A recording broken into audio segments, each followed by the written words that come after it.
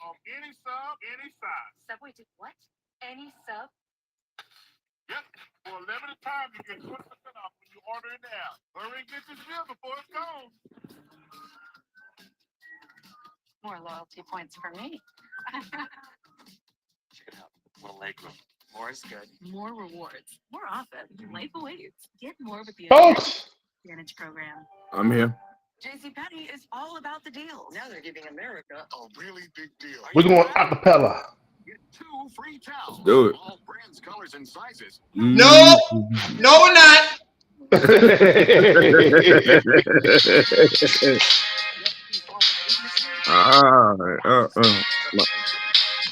Wait a minute now. Hey.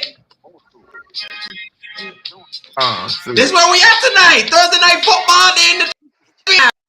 Then the 305. Hey.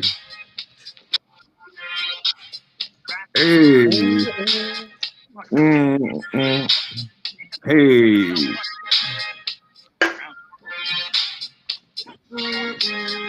Go ahead, Will. Do your thing, Will.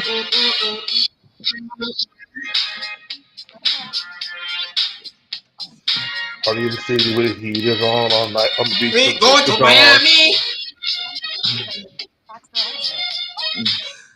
Good evening. We are in. We got Miami going on. Miami vibes going on tonight on the TNF. Party what up, brothers? How you doing? Break it down. Welcome to Miami. Good evening. Good evening. Miami. Out in the club with the heaters on. Good evening. Good evening. What's good? Guys, Silencio. Hey, court order. Song over.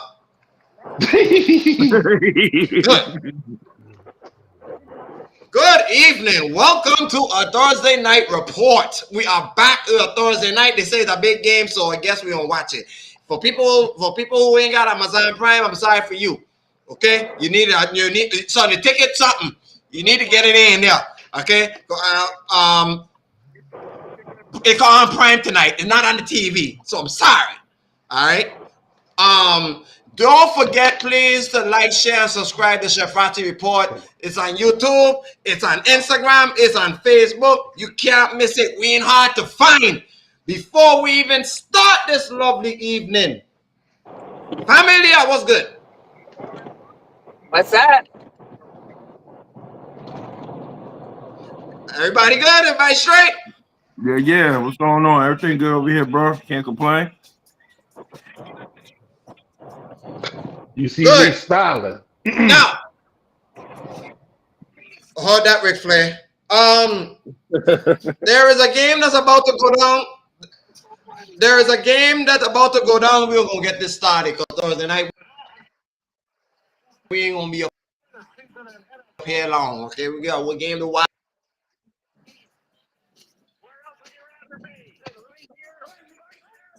He's frozen.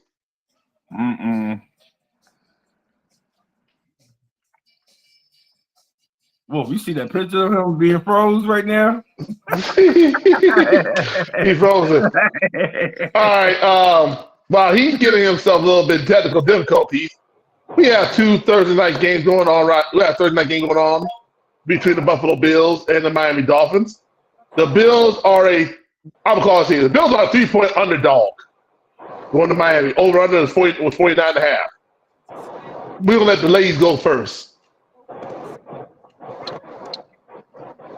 Sir, it is too early to talk about all that stuff. Let's talk about the logistics of this game. Okay, well, religion. Here comes football. Here comes football. It's a religion. Bills facing Dolphins at the crib in the 305 Hard Rock Stadium. Hey, Chef. We already did that. What? Yeah, we already did all that. Oh, well, I ain't made my pick yet. No, we didn't pick yet. We asked you to go first. Well, I ain't made my pick yet. Oh, go ahead. Any way to beat them? Gotta have score. We won't no picks yet. Plays on special teams.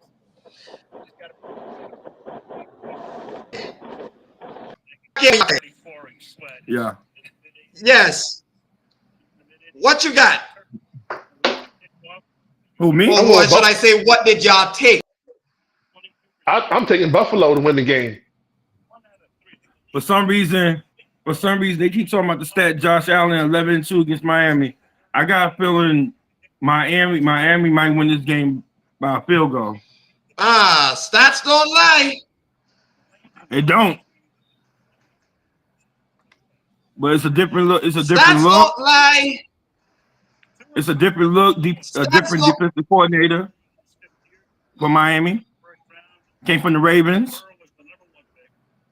Anything? Yeah, I think Miami might edge them. I think Miami. Buffalo have a hard time Miami have a hard time beating Buffalo, and until Miami can beat Buffalo, I need to see it. I think I'm gonna take. You know what? I have a feeling a monkey wrench gonna be thrown. Give me Miami at the money line. Ashley? Give me Miami. I have a funny feeling. Waller just caught one. Hold up. So, Ashley? okay, so my thought process is this. We all know that they said that Miami's defensive line is looking kind of rough and spotty because they're probably using third string guys. So I'm really concerned for them. But if Tyreek's and Jalen Waddles, we should be okay. I can guarantee you Josh Allen's going to throw a pick. We all know that. And I will be singing Pick City. And tonight, I am going for Miami.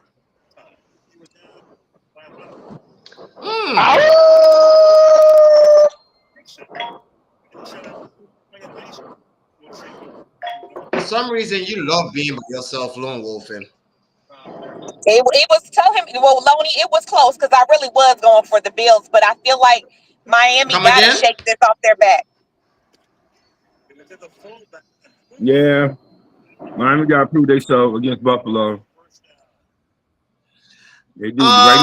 Right now they moving the ball too. Well, I haven't turned on the game as yet on my phone, so I am just I'm waiting for it to reload because they don't want to pop up. But I got you. But I do want to talk about Monday night.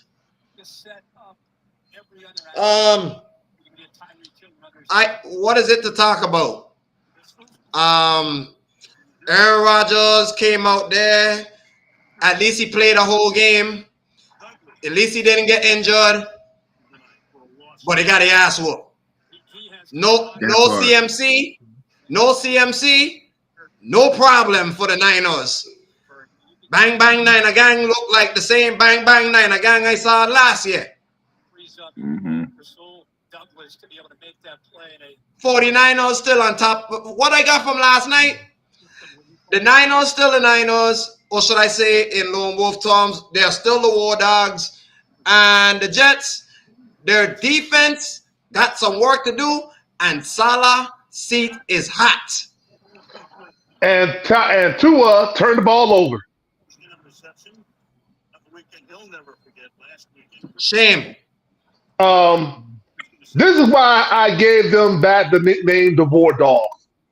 And there's a reason they're the War Dogs, for a reason. That defense, led by Fred Warner and Greenlaw. Yeah. The 49ers corners actually kept Garrett Wilson at bay for most of the night. And I loved it. Give credit to Debo Samuels. Give credit to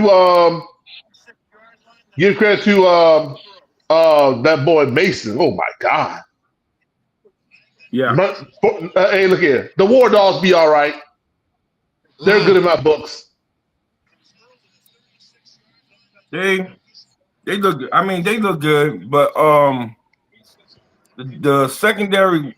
One thing I say about the 49 cornerbacks, they physical, very physical. They very physical, but the middle, for some reason, the middle of their defense is always wide open. You know, I will say that. But they beat the crap out. They beat the crap out of the Jets. They did their job. You know, that like Wolf just said, that guy Mason, he's a beast. He's a beast. Hey, you know, every man got to step up when one man's down, and he stepped up big time. He produced and made Brock Purdy game easy, and yeah, Niners won that game easily. Now they got. I say this, they still look the same though. They look good, especially Fred Warner. Fred Warner looked real good. Yeah, they did. Like I said, the Jets defense is a very major question mark. And from last year, we saw there was a top 5 defense, and all of a sudden now they're not that kind of defense now. So it gives me a lot of concern. It gives me lots of concern. But do I think the Jets will be better? Yes, because I mean this is technically Aaron Rodgers' first year. Last year was an anomaly because he got injured, so we understand that. But I do think the Jets will be a lot better this year. I think they'll be better, but just Robert Saleh is on the hot seat.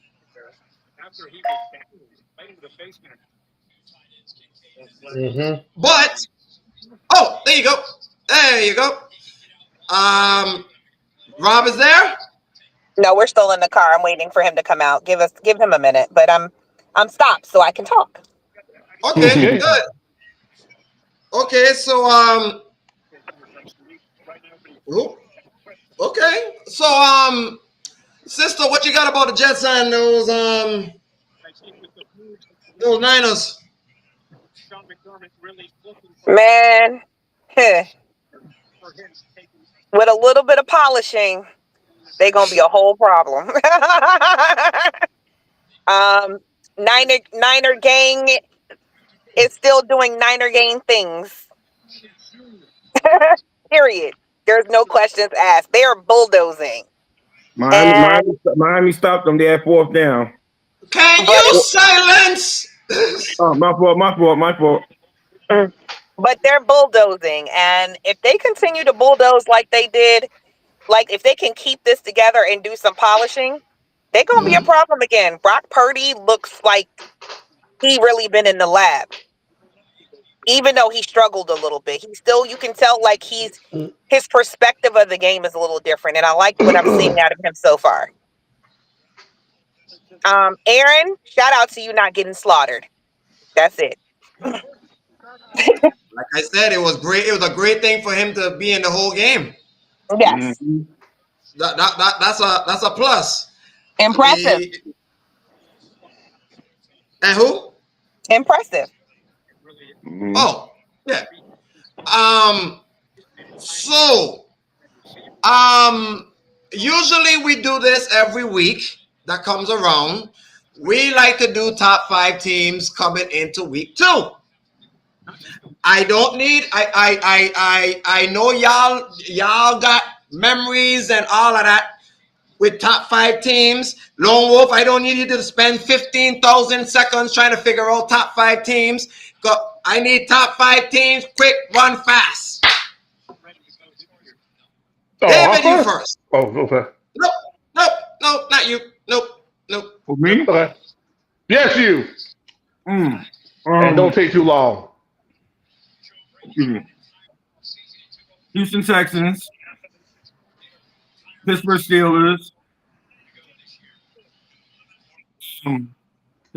Dallas Cowboys, crap. Philadelphia Eagles.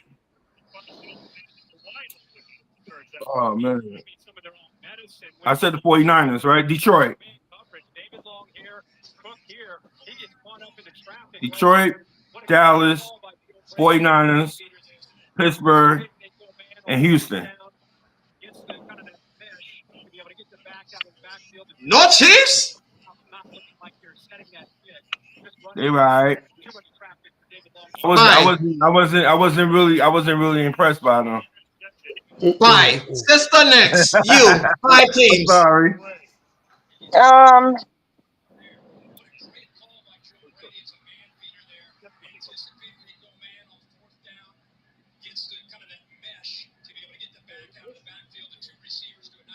Call your shot. It's too early for me to tell, for real, for real. I can barely hear you, huh? Too early to tell.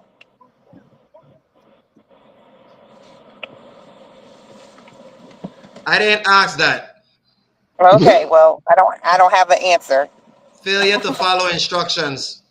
Good. I fail to follow instructions all the time. This year Well, you you're ain't gonna give me run. 5 teams right now. No, well, I You're don't not have gonna 5 run teams. from it, so I need 5 teams, sir. Yeah, well, running. Look, Ma'am, just 5 teams. I ain't got 5 teams because I really haven't honestly. First week I was just kind of glazed over. I don't have 5 teams. Next. Lone Wolf, what you got? Eagles. I got the War Dogs, Motor City Machine Guns. I got Motor City Machine Guns. That's what I got. I do got the Cowboys up there. What? I do the Cowboys up there. And the 5th one I got is, as of right now, Houston. Same lineup I said.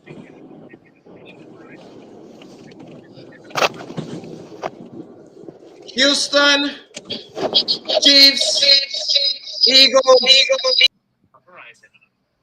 pharmacy order is en route for Summit, who loves the Continue. Prepare to use Chewy to save 20% on their first order of Oh, good evening, sir. And good evening to you too. Please, I want everybody. Oh, whoa. We got 5 people up here. Hold on. Oh, Rob, actually, I turned her off because she's in the car. Yeah, tell them remove me. Yeah. I was there. I'm just getting rid of her because her phone was dying, so she's with me. Good. So, what's your top 5 teams? Tell them remove me. You gotta remove yourself. I can't. Just wait. Thank you. What? Overall 5 teams? Yeah. 1 will be the Chiefs. 2 will be the Niners. 3 will be Detroit. 4 is the Eagles. And 5.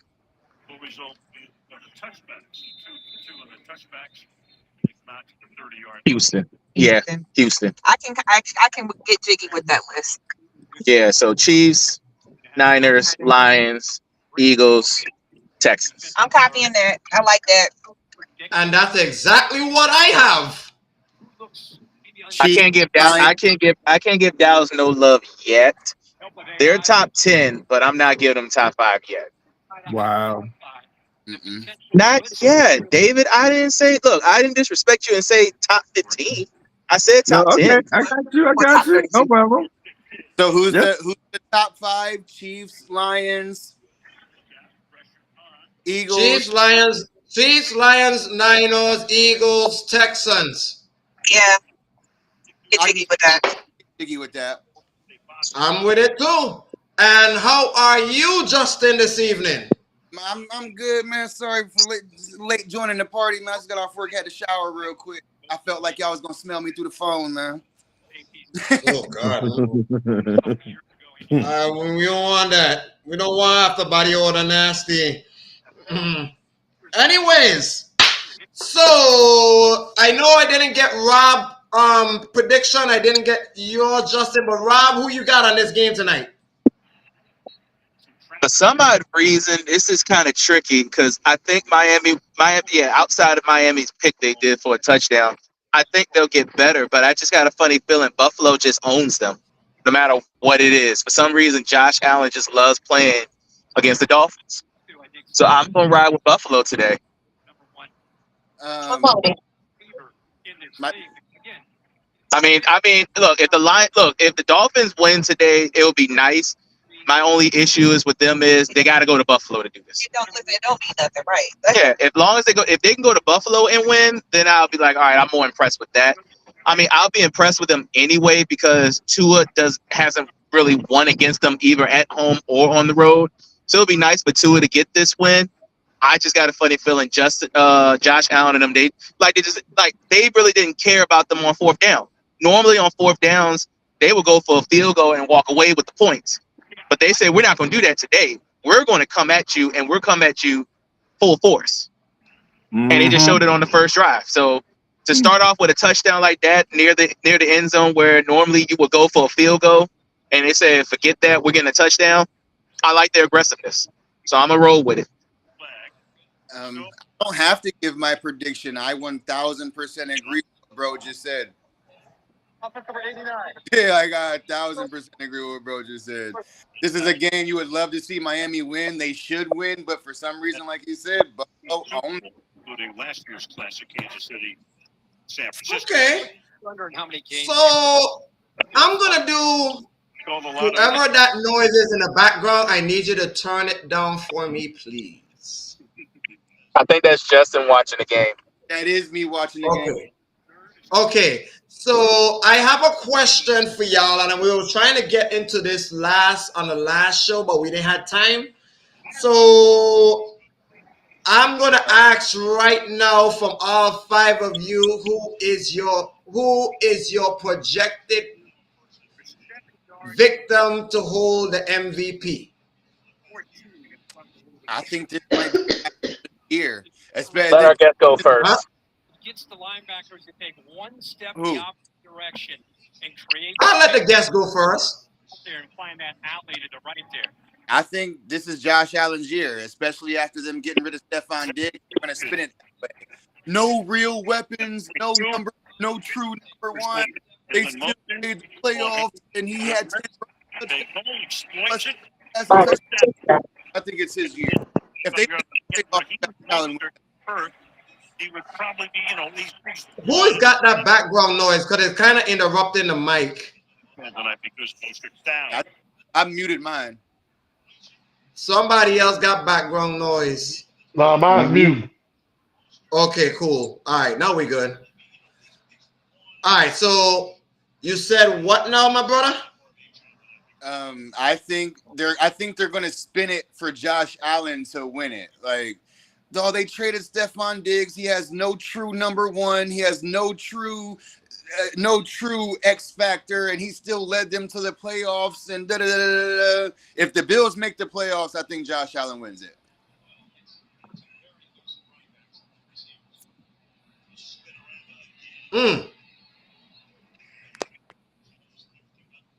Domingo? Yep. Give me CJ Stroud. Give me CJ Stroud. With the weapons he got in Houston and the way that offense been moving with him, and he got new toys with Stephon Diggs, Joe Mixon, and now that Houston defense probably need improved, but I think with CJ Stroud and give him all the new toys to play with, I think he'll be MVP right there. And I'm going to go further up. I think Houston can make it to the AFC Championship. No question. No question. I believe you. The second part I agree with. The first part I think might hurt CJ Stroud's MVP votes. He has so much firepower. But if you turn that firepower into 4,500 yards, 40 touchdowns, and them having a 2 or 1 seed, that'll be a different perspective, right? And Josh Allen is pick city, literally. Yeah, turnover, fumbler. Yeah. Wow! Biatch! Waddle had it. Who's next? Well, David. I say this player, the last 3 years has been the last 3 years has been in the top three, top four for MVP. Last year he was the runner-up. I'm gonna say Dak. I'm gonna say Dak is gonna be the MVP this year. He got a nice contract. He was the runner-up last year.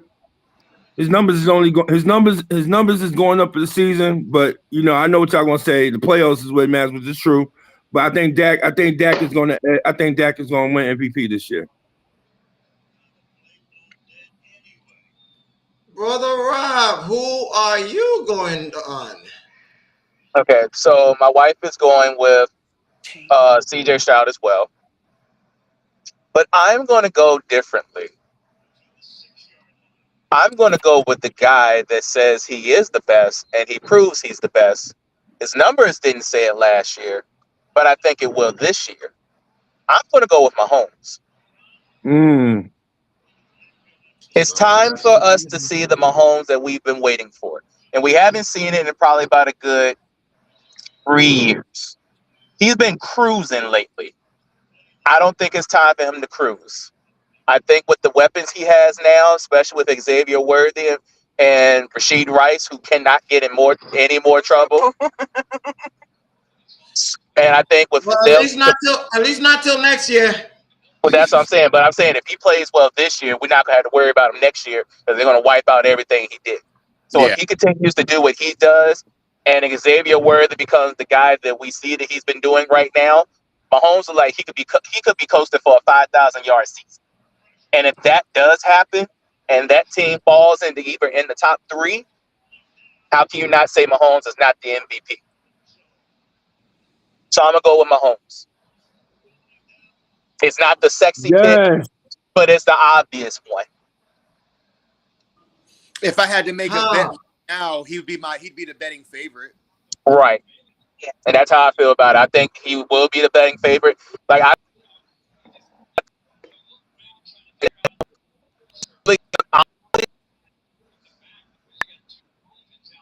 it's going to be when they see Mahomes. Whoever plays well in their matchups is going to be the odds-on favorite to win. What week do they play? What week? They all each other at one point sometime this year. So can I? Because let's just be honest that Mahomes is the quote baby face of this league, right? So I feel like anybody who can put up a fight against Mahomes is probably going to have to be a stronger betting favorite, in my opinion. But when do they meet? Do they meet in the regular season or the playoffs? Yes. Kansas City beats Houston this year in the regular season, and Houston meets Dallas in the regular season. So at some point, all 4 of these quarterbacks got to play against each other. What weeks are those? That's very important. What weeks they play? Give me 1 second. I can get you to right quick. I know the Dak and CJ. I want to say that's like week 6 or week 7. That's a Monday night game. It's the That's a Monday night game. It's in Dallas, right? Right. It's in Dallas. No, that's in Houston. No, it's in Houston. Oh, Houston. Okay. Yeah, they're in. Oh no, never mind. You're right. They are in Dallas, and actually they played. Here's the funny thing about that game. That game is the Monday night game before Thanksgiving. So and when the Texans go to the Chiefs, it's 4 days before Christmas. If CJ both those games going to be on vacation, and they're going to both be watching it to see who's the better team and the better quarterback. That's why I vote for Mahomes. But if CJ wins both those games, he probably. Oh, if CJ wins both those games, no matter what happens, he's the MVP. Yeah, I agree. Right. No question. Right. Mahomes is a good one. I am on the fence with 2. Unfortunately, I gotta take 1. I'm gonna go on a beat writers kind of road, and I'm not saying it. I'm not gonna say it because I don't think he's gonna win it. I think the writers gonna want somebody else, and if this guy does what he does, especially with the added weapons that they added on there to him, if he can pull the division off and he can get the 1 seed, I think Houston can be a very valuable team, and the recipient for that would be CJ. Oh, I agree. Yeah. He's got to go through CJ. murder's I road. agree. They got him going through murder's road. But there's a caveat, though. He must beat Mahomes. Yeah. Oh, no question. Yeah. The back end of the Texans' schedule is brutal. And when I mean brutal, I'm looking at it right now. It is. If he can get out of this back end stretch, I will give him the MVP. Why don't you tell him who we got? Okay, so we'll start. Let's see. That was week 1, 2, 3, 4, 5, 6. So we'll start at week 7, which is October 20th. He goes to Green Bay. Hopefully, Jordan Love will be back by then. He should be. Home game against the Colts. Which is division game. On the road at Halloween against the Jets. That's Jets. And then this when it starts to get interesting. He has a bye week, and right after the bye week, November 10th, home game against Detroit. Ooh. Technically on the road, but I don't count it as a road game. On the road to Dallas. Then you play the Titans 6 days after. Then you got Jacksonville. Then you're at home against the Miami Dolphins. Then you're on the road to Kansas City. At home against Baltimore, and final game on the road with the Titans. If he makes it out of that back end stretch, I give it the MVP. Out of 7 back end stretch, the last 7 games you talked about, I think he can get away with 4. He needs to get 4. I think he get away with 5. I think he'll get 5. But I think he get away with 4. It depends on who those 4 wins come against. One of them's gonna be a surpriser. Yeah. I mean, normally I would say they would split with the Titans, but I feel like they can beat the Titans twice. Yes. I think they're gonna split. That's the fifth one. It's the Colts one. It's that Colts one. Yeah. I don't think they can beat them. I don't think they can beat the Colts twice. They barely Yeah, that's what I'm saying. Because the way Anthony Richardson was throwing the ball and he was going head to head with them, man. If he'd have had at least one of those throws to Mitchell for a touchdown, the game would have been over. His arm is so impressive. That's what I'm saying. He literally stood in especially the fact they have surgery on it. Yeah, he literally stood in the pocket and threw it 60 yards deep. Off his back foot, bending. Off the back foot. There's no way anybody should be able to do that, but only the certain few can. He's one of those certain few. So if he gets one more crack at him, which he will later on in the season, once they figure out how that offense really move. If he's healthy. And if he's healthy. But here's the crazy part about it. Even if he's not healthy, Joe Flacco is right behind him. So it's not like they're going to miss anything except for the legs. The arm will still be there. Right. True. If CJ can get at least 4, or I know y'all say 4, but in order to solidify the MVP, he's got to win 5 out of that 7 backstretch. And 2 of those got to be against Mahomes and Dak. And he got to win that one against Detroit. He got to win that one against Detroit.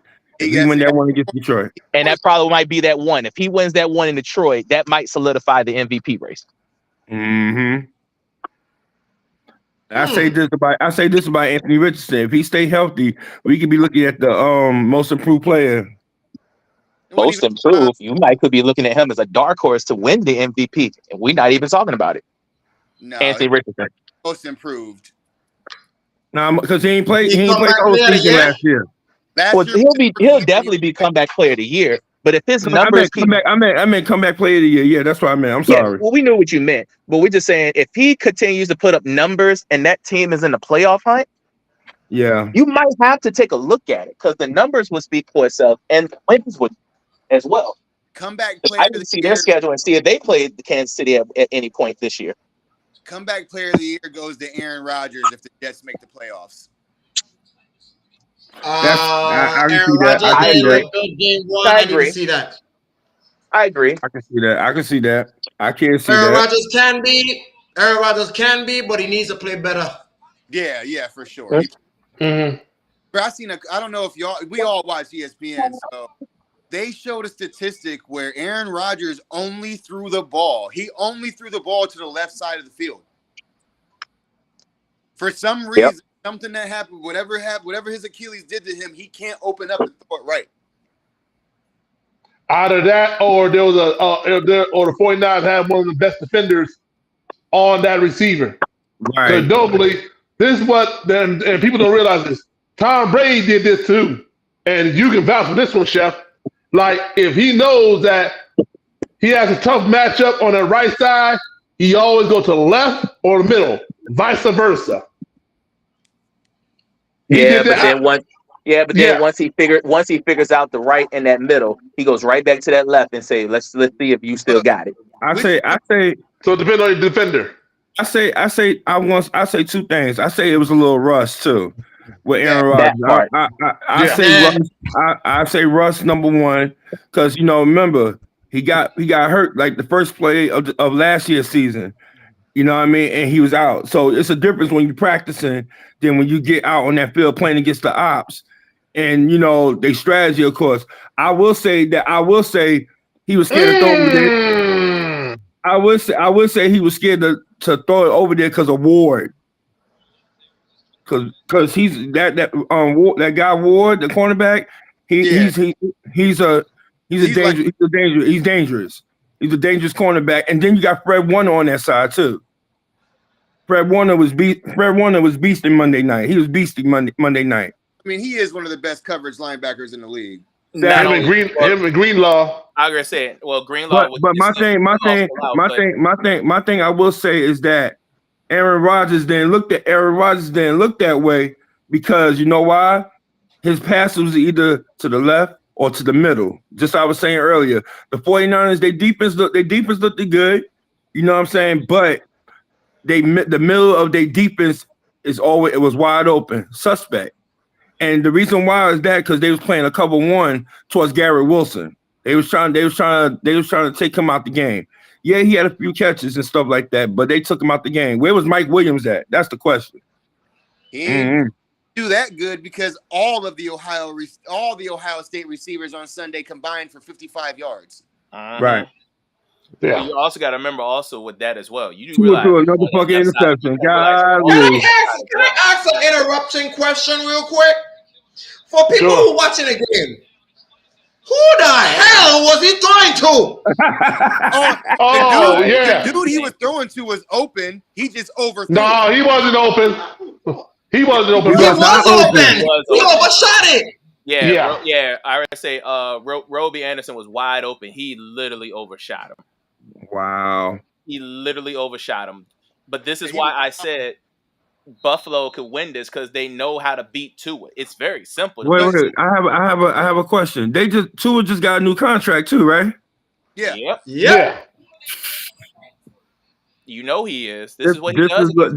This is what we was talking about before. Some of these quarterbacks, they get that contract, they start. I told you this was not. I told you he wasn't one of those. I'd have let it go one more year. Yeah, how he looks. Absolutely. Then give him the bread. You don't need to give him the bread right now. Hold on a second. You know who idea was that, right? The owner. Well, we know that. The owner. Well, come on, Stephen Ross had everything to do with that episode.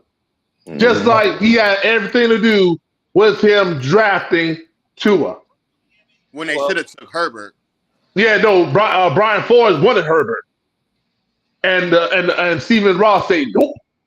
Well, here's the reason why I can't get into that conversation just yet. One, both quarterbacks have been hurt. Two, both quarterbacks only took their team to the playoffs one time. And neither one of them has won a playoff game yet. But correction. You give Justin Herbert a healthy Walker. Yeah, he did. You're right. Instead of old Keenan Allen and injured Mike Williams. Wow. Yeah. No. See, Justin. Here's the problem with the Chargers. It was that time that the Chargers lost in the playoffs under the Justin Herbert era. You thank the coach for that. Yeah, I'll give you that. You thank the coach for that, Brandon Staley for that, because this is why I always no. That is coach. All on the coach. 30 all on the coach. Lose 33-30. Get out. That's all on the head all coach. Coaching. All you got to do is run the Hold on. Y'all thought. Wait. Let me go back and sit down. Oh Lord. Are y'all talking about that good for nothing high school, junior college coach that can't coach a lick of defense? That I've been preaching for the last 3 years that this man needed to be fired? Who, Staley? That's the guy. Who, Brandon Staley? That man come poop, he's jokey, man. He stink. Listen, and he still got the job, bro. Wait a minute. Hold on a second. So let me get this straight. You a Chargers fan, believe? No, he Cleveland. No. You Cleveland. Ohio. Brown. Okay. So let me go ahead and get this out the way. See, the Chargers, you decided to fire Anthony Lynn. You brought in Brandon Staley. That's a downgrade to me. That's a pure downgrade. Look at Staley's. There's coaches who are head coaches, obviously coordinators. There are some guys who suck as head coaches, but and Brandon Staley is one of them. Amazing coordinators. And Brandon Staley is an amazing coordinator. Sucks as head coach. Yes. I know. Like I say, so ever since then, if I remember correctly, in his 3 years of being in the member of the Los Angeles Chargers, he basically brought them to the playoffs only one time. Go ahead.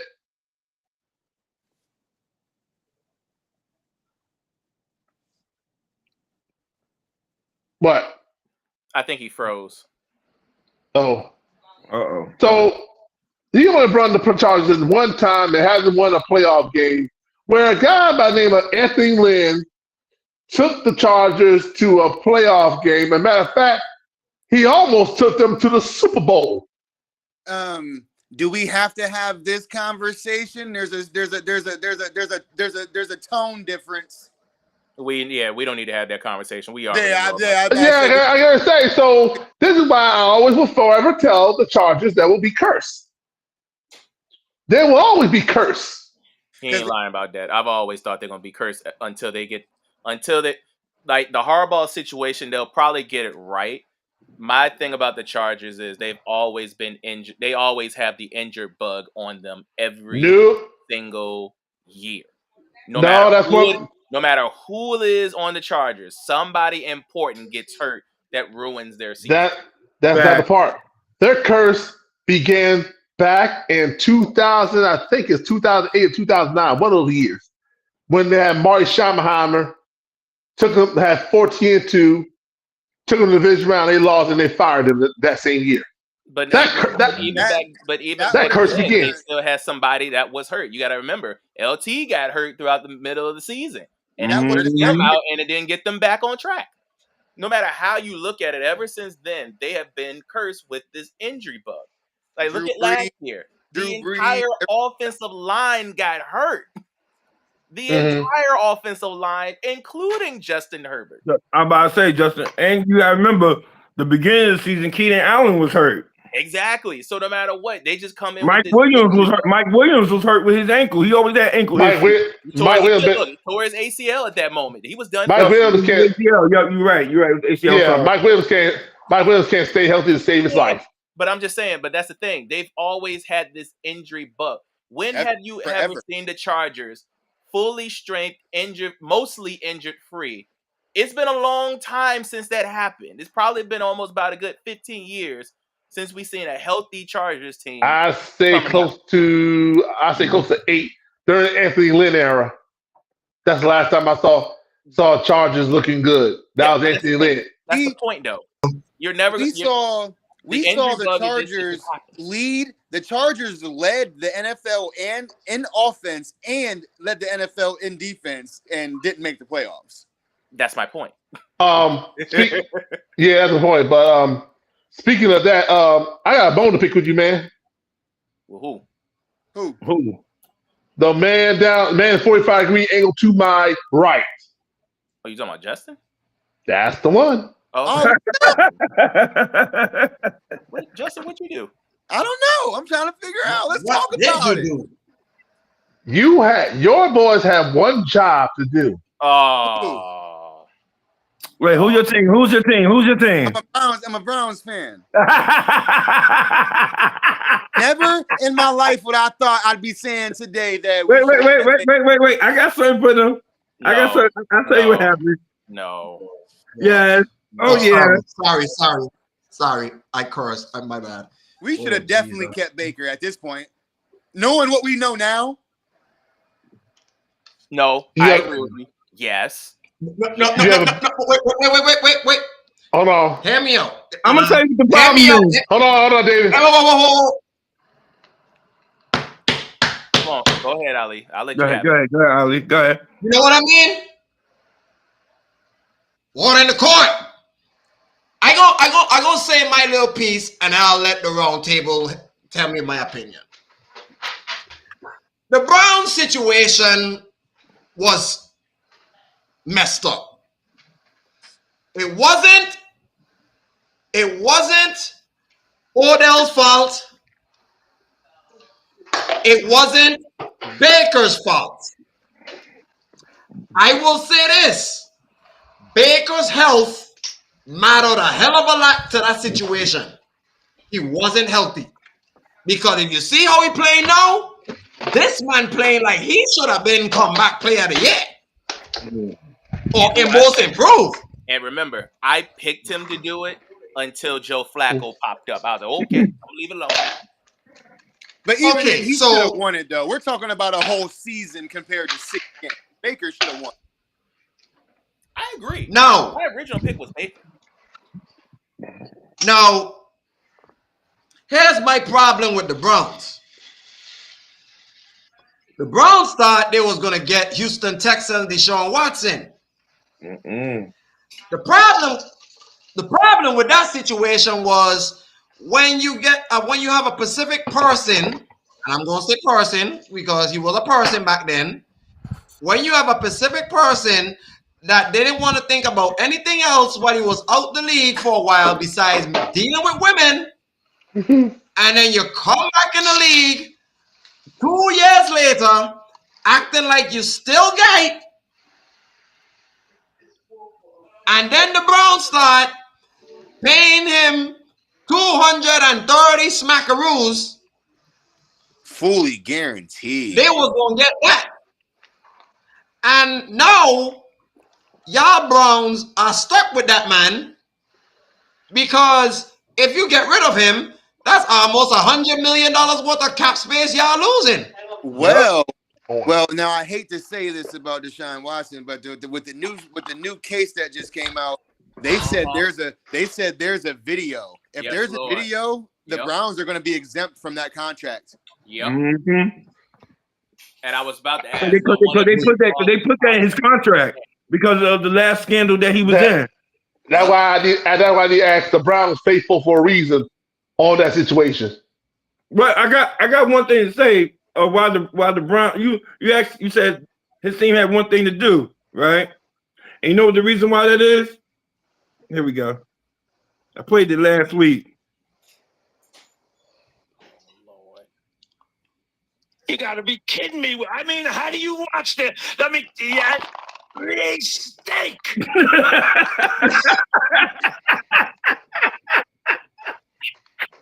All day. Okay. So I'll give you my take on the whole. Rob, take it. Let me get this whole quarterback situation going. And Ali, I think I'm glad you brought this up, but I'm gonna go a little dig a little deeper into this. I don't think Deshaun Watson mentally is back. I think mentally in his mind, I think he just hoping he doesn't go to jail anymore. He's still trying to get happy endings. I don't even think it's just that. I just think mentally he's making sure that he doesn't go to jail. Because you got to remember, they said it was, 24 of them? It was like 20 out of 24 that was settled. That means there's 4 of them out there that's still trying to figure it out. And now 1 out of the 4 says, I got video.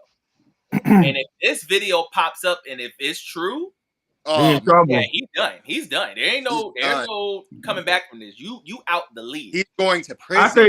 I think the problem with Deshaun Watson is, and this is the problem with some of the players now. When he started with Houston, he was a dog. He was a dog. He was getting it in, literally. And then that's how he got caught up. He was getting it in too much. But at the end of the day, the problem is, and I'm gonna say this to you, bro, because you're a Browns fan. Y'all paid him too much damn money too early. Now he's getting that money. Now he's getting that money. You know, now he's getting that money. He don't feel he gotta play. See, some of these players, they play hard for their first 4 years of their contract. You know, as a rookie, you get a 4-year, 5-year, a 4-year contract. After that 4 year, that last year they always want to play hard. You notice a lot of the players when they get to their last year of the contract, they play real hard so they can get that money. When some of them players get that money, they don't have to play hard. You know why? Because the only thing they care about is getting paid. Deshaun Watson. Let me tell you what's wrong with Deshaun Watson. He don't really want to play. He don't really want to play the game. He just want to collect the bag and chill out. And I ain't gonna lie to you, there's another quarterback out there that's just the same way as him. Now that he got his contract. But here's the thing, David. Before I was gonna keep going with that. Here's the problem with that though. See, Cleveland messed up because Deshaun already got he already had a bag as it was. Remember, he had a 4-year extension already going on with the Texans. Correct. $140 million. They ripped that up. He was already making $156 million. And at that time, that was already big money. They ripped that up. The only reason why they went fully guaranteed and as high as it did, because remember, Atlanta was about to pick him up. He wouldn't have went to Cleveland without that deal. Bingo. He was getting ready to go to Atlanta. He was going to go back home. He was ready to play for the Falcons, and he was going to be set there. Absolutely. Cleveland offered a contract because remember, at that time, all the owners looked at Cleveland and said, why did you do that? Oh, the Cleveland quarterback market up. Right. Yeah. Literally with that Deshaun Watson contract, you literally got the contracts of what we're having right now. We would not have these contracts right now if it wasn't for that. And wait a minute. And this is why that when you guys signed Deshaun Watson fully guaranteed, that opened the floodgates to Josh Allen. Yep. That opened up the floodgates to Lamar Jackson. Well, hold on. Not Lamar Jackson. Lamar is worth the money.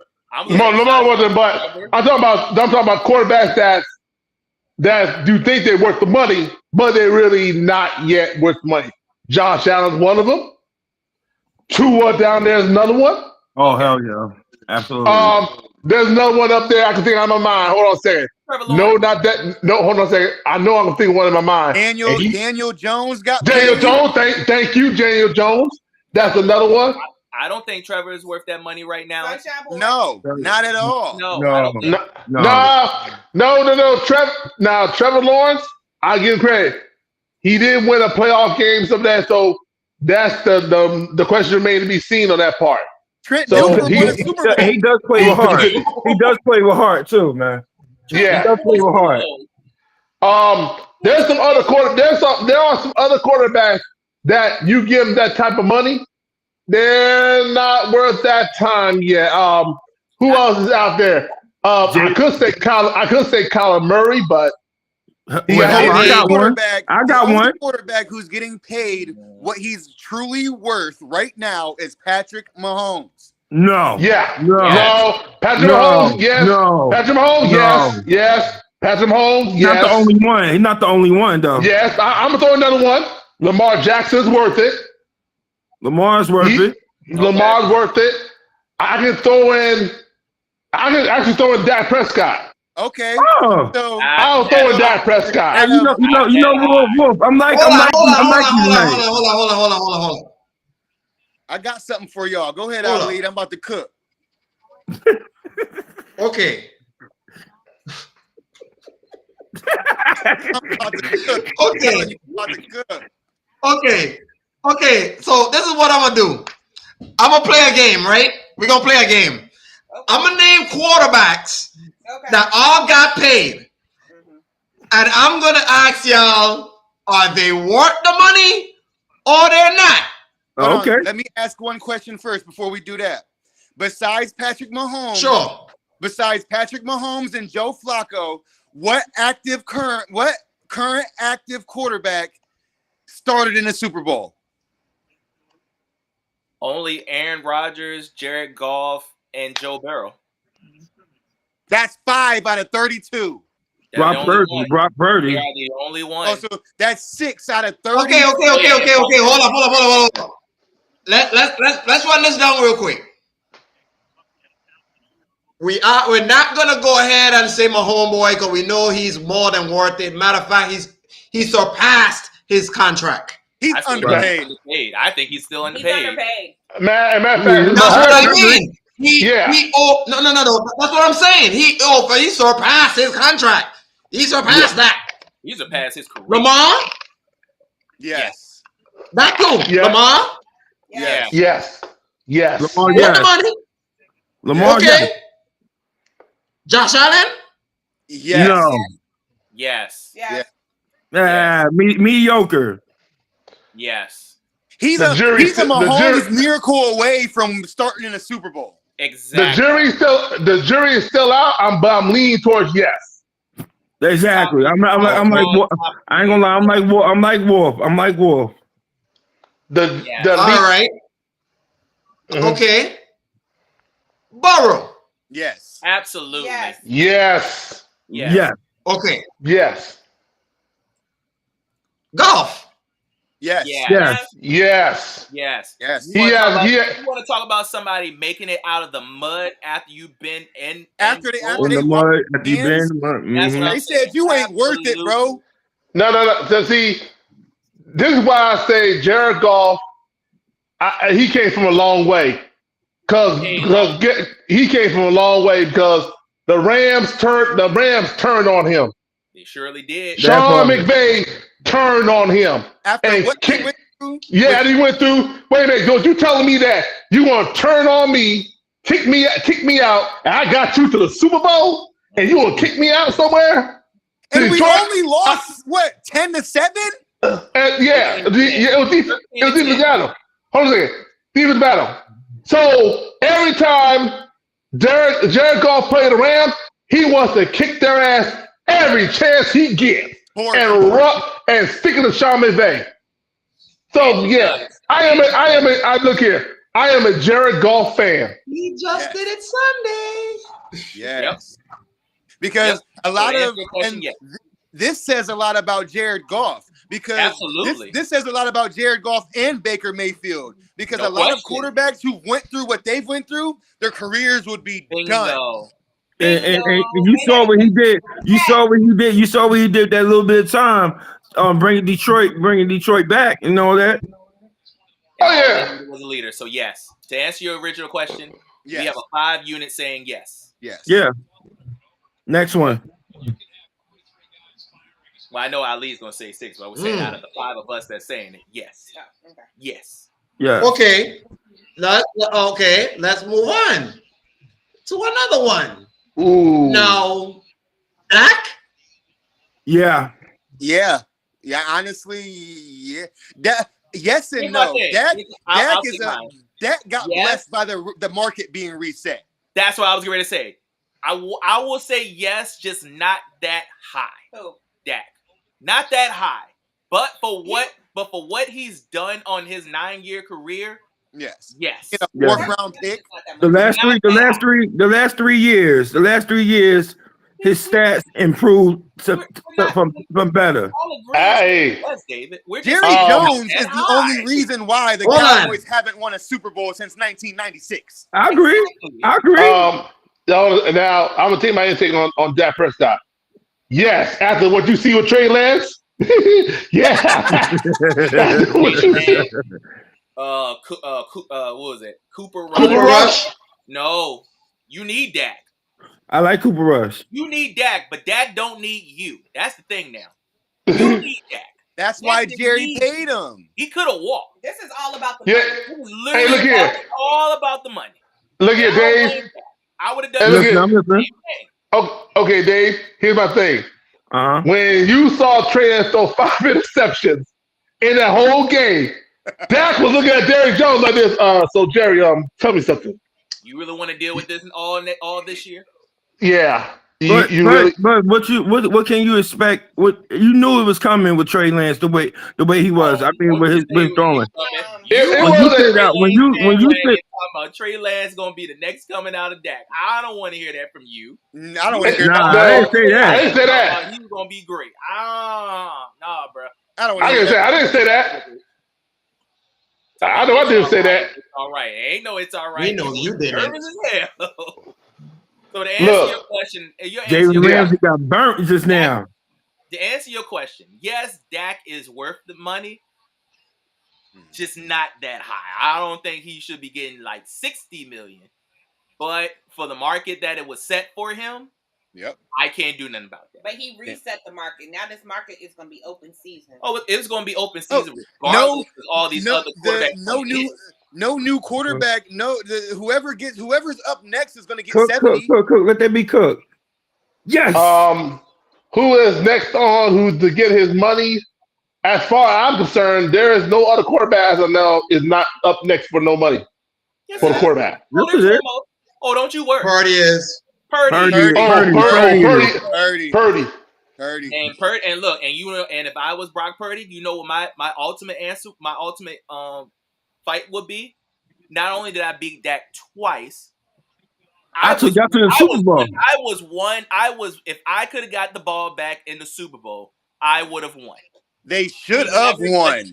Well, and guess what? You knew that wasn't happening, bro. No, I'm saying now, Brock Purdy is worth. Hold on a second. How much money is Dak getting per year next year? $60 million. Zero. Guess what? Brock Purdy was 62. He has to be 62. Especially if they make it back to the Super Bowl, they ain't got no choice. They don't got no choice. They have zero Right. choice. No, they gonna make the playoffs. I'm talking about. But the penalty for them Niners, they're gonna be losing some bodies. Oh, and the sad part about it is one of them is probably gonna be Greenlaw, and I would hate to be that. Be Greenlaw and Debo. That's what I'm saying. You probably. I want to say Debo. I think Debo. It's gonna be Greenlaw and Debo. It's gonna have to be Greenlaw and Debo. You gotta remember, Greenlaw is not scheduled to come back until late December. Hey, don't be surprised if this is Christian McCaffrey's last year in a Niners uniform. They're gonna sign him. They're gonna sign him. Nah, he ain't going over. They're gonna sign him. They're gonna sign him. They already signed him. 1 year out of it. If One they get year. 1 year One out more? of the extension, then they will let him go. Yeah, But who's next? Anybody can run for 1,000 yards in the Shanahan offense. You gotta be the right guy. That's true. Yeah. I'm not right on that, but Solid. let's go into your next one. Your next one. CMC is that offense. Yup. That offense. That offense. No, Rob, they've said it a million times. They run that offense through CMC. Right. I agree. But right now, but Justin makes a great case. But yeah. 147 is I agree. But you can't even say that after what we saw Monday. Look, they just made a Super Bowl. Just saw Monday. They just made a Super Bowl 4 years ago without Purdy or CMC. Hold on a second. See, Justin, forget about one thing. See that man down there on the left side of that tackle? The freight train, Trent Williams. See, Nothing goes past Brock Purdy or open the holes without freight train sealing the block. I agree. So the offense goes. So this, as far as I'm concerned, the offense goes as CMC goes, and as long as Trent Williams is protecting Brock Purdy and open up holes for CMC, there's your 49er offense. But see, I don't agree with that because 5 years ago, I'm not going to say. I'm not going to say it's all Trent Williams. I'm not going to say it's all Trent Williams now. And almost won without Brock Purdy or CMC on that roster. They did. You also got to remember, Antonio. I hate to say this. The reason why I believe Justin is right about that, when he says it runs on a Mike Shanahan offense, it might be sacrilegious. Yeah. But every running back has to do 1,000 yards under Mike. Look at how many running backs have came in just for a minute. Like look at Ali. I hate to say this. I'm gonna bring Ali to the example. Ali picked up Jordan Mason, and I think it's his best move that he's got because he knows right now Chris McCaffrey don't know if he's gonna play because of a calf and an Achilles. So right now, you got Jordan Mason in your fantasy right now. You're looking pretty good because, like you said, in that offense.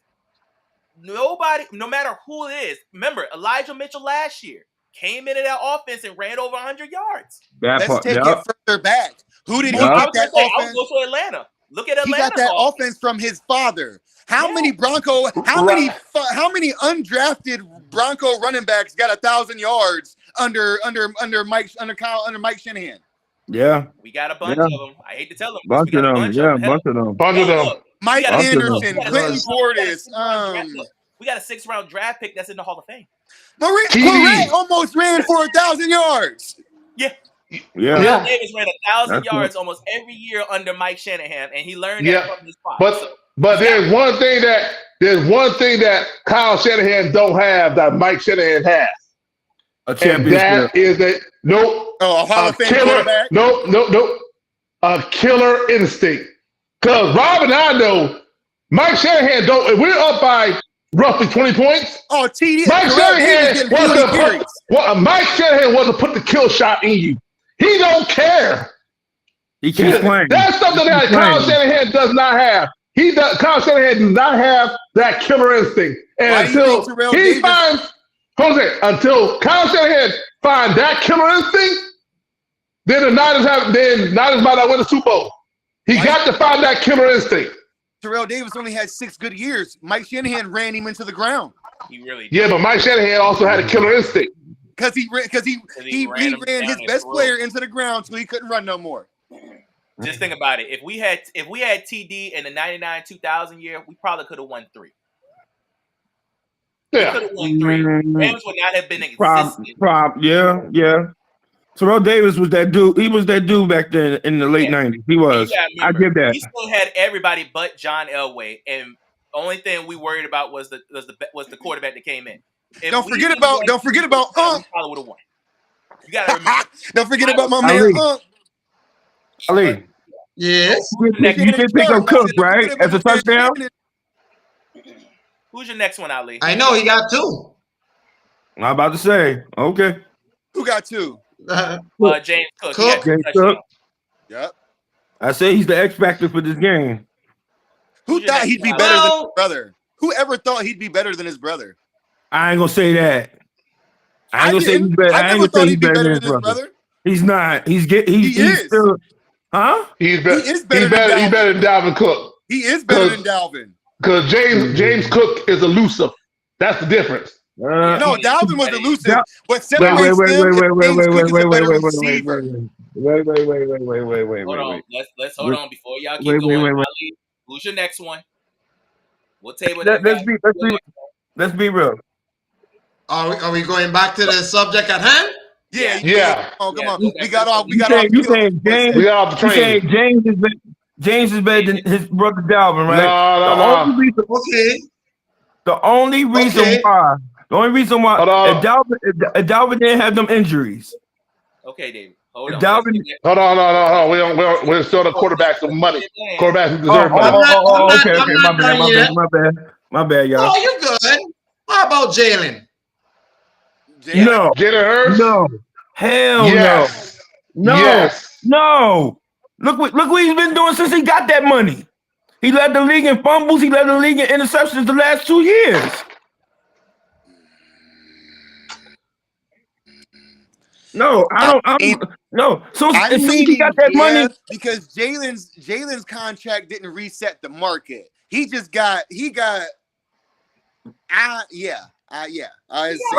200 something million guaranteed when he signed that contract. Doesn't matter. I'm sorry. Panel, Rob, Ashley, Chef. Did Jalen Hurts took the Philadelphia Eagles to the Super Bowl? I was just about to say that. And almost won it. Hey, yeah, thank you. And you think he's not worth that kind of money? Hold on, let me get in that ass real quick. Let me get in that ass real quick on your ass real quick. Hey. I can say ass. I can't say other things. He can. It's in the Bible. Okay, first and foremost, you came out there with that asinine BS that Jalen Hurts does not deserve that money. I could say the same thing about Dak Prescott. I have. Okay. I have. I'm not saying. I'm not. No. Oh, excuse me. Correction. I just rained Dakota Prescott. How about that? Thank you. I've said this. I say this much. Since Jalen got that money, all that stuff he was doing before he got that contract, he's flopping now. Interceptions, turnovers, he's leading the league. He led the league in that. 2 straight years. Can I say something? Go ahead. And it's no. He led them in interceptions last year too. No, that was Josh Allen. That was Josh Allen. Josh Allen. All right, he was up there. Oh my God, he's going for number 3. Whoa. He's got number 3. Grass. Wow. Number 3. Okay, Chef, can I say something? Yes. Yeah, he about to be very excited in a few seconds. Okay, because when was the last time the Cowboys made it to the Super? Oh boy, here you go. If you're gonna fight a case about that, you need to do this better. Between Jalen and Dak, who's got more division wins between the two? That too. I mean, will you take longevity out of it? So let's start with take the longevity. I'm talking about when the time. Let's became when Jalen became a starter. Time to walked into now. I mean, the Jalen walked into now. Jalen. What is this? What is this? Yeah, I just saw that. Wow. Yeah, you got to understand, David. From the time Jalen walked in the door to now, Jalen has won more division titles than y'all. He's beating y'all. He's beat y'all more than Dak has between the time he's been there. And the only reason why he had a horrible year last year is because guess what? Everybody has this Super Bowl hangover that think that, hey, we think we can get back to where we are. Well, let's and not. The answer really is. Let's not forget they did change the offensive coordinator too. Him and his head coach don't get along. There you go. That's what I'm saying. And you changed the offensive coordinator, so I can't put all of it on Jalen. But this is the reason why I say he does deserve his money. You got to remember, quarterbacks don't play defense too. Exactly. And you also got to remember, his contract was very friendly the first 3 years of it. Remember, first 3 years of his contracts is very low. Right. So they beefed up to get all these players. And now on the back end of that contract, that's when it becomes very expensive. But that's why they took care of that stuff early. Right. Before they hit that line. So to your original question, yes, he deserved that money that he got. He should have got paid more. He kind of should have, but I understand why he did his friendly right now because he knows once that contract ends, and he's going to get paid. Yeah, if he gets back to the Super Bowl thanks to Dak. Okay, I mean you broke it down like that, Rob. I will agree in that way. You broke it down like that. I will agree in that way.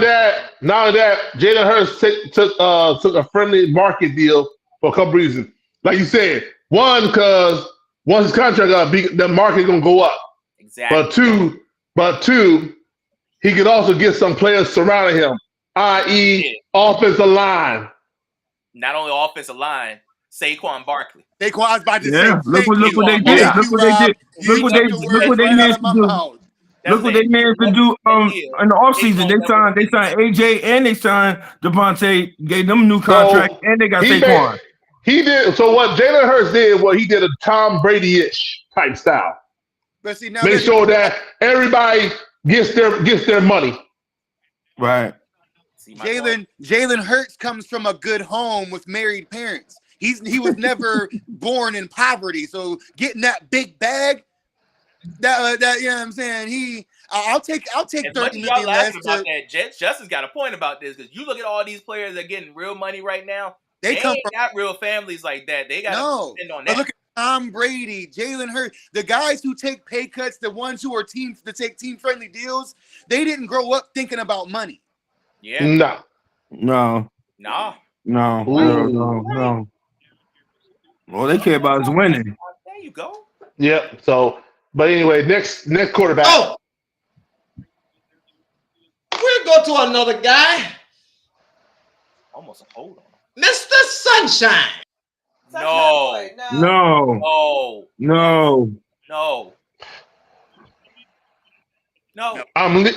I'm leaning. The jury's still out. But I can give you that. That pass to Brian Thomas was beautiful, but no. The jury is still out. Yes, I'm leaning towards yes on the money. But I said jury's still out. And the reason why I said jury's still out is I gotta see more of what you can do around. And I know you want to play. I know you want a playoff game. That's cool. Well, you know they got your boys. I gotta see more of Trevor Lawrence when in different situations. Well, they got Cleveland. Don't rely on their defense too often. They got Cleveland this weekend. The reason why Trevor Lawrence can get all the money because that Jacksonville defense make them look good. What quarterback doesn't rely on their defense? Exactly. Last time I remember correctly, there was a guy by the name of Peyton Manning during his few years and he didn't have to go. Indianapolis had a great defense. Indianapolis had Dwight Freeney. They had Dwight Freeney. No, don't do that. Indianapolis had a great defense. Hear me. No. Name me the last time somebody won a Super Bowl without a top 10 defense. You can't. That's a good question. I don't see one. But that's his point. Wait a minute. Take it back. The only one who probably won it was probably Peyton Manning. No, they had Bob Sanders. Indianapolis was in the top 10. Indianapolis was in the top 10, bro. They had Dwight Freeney. They had Dwight Freeney and all of them. Hold on a second. We got to pull up that. Hey, Rob, I don't have my laptop with me. That time they won the first Super Bowl, what rank was Colts defense? If you can pull it up. They only won one Super Bowl. Top 10. They was in the top 10, bro. If I'm not mistaken, Bob Sanders won Defensive Player of the Year that year. Here's the answer to the question. There has not been one. Okay. There has not been a team that have came in and did not have a top 10 defense to win a Super Bowl. Ever. Every team that has been in this position has been in the top 10. Oh, okay. What rank was the Colts defense during that Super Bowl run? When they played against the Bears? In the playoffs or in the season?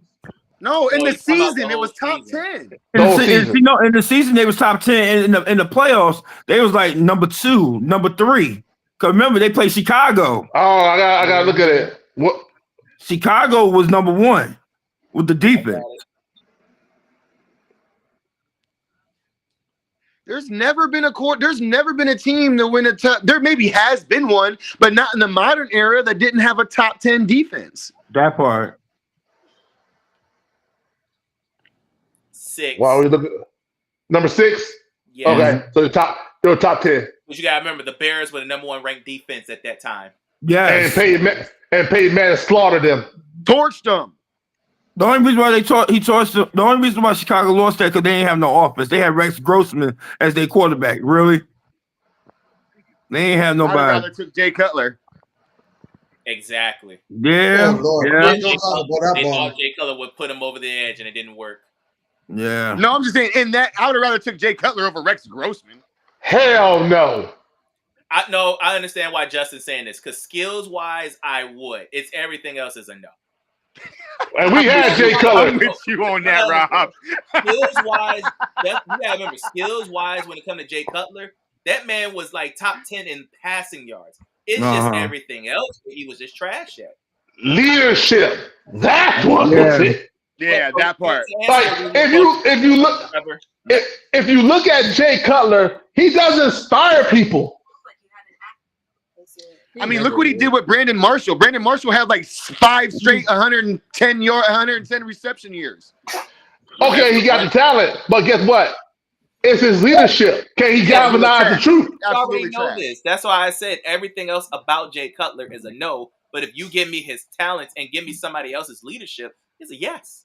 Yeah. But for one game to sling that rock to go win it all, I'll take him over Rex Grossman. I would take if Jay Cutler, all you tell me to do is step back and throw it 20 yards out, I'll take Jay Cutler to do that. I don't even do anything else. Just stand back and throw 20 yards out. Now, what's next?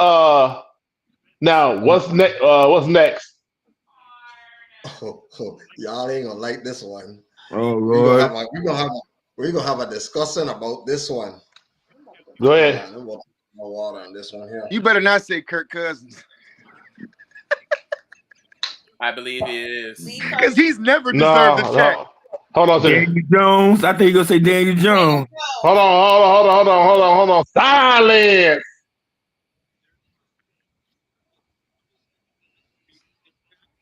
That guy up in the far north said the next motherfucker I want to go. Oh, Lord, I just cursed. Lord, yes. You know what?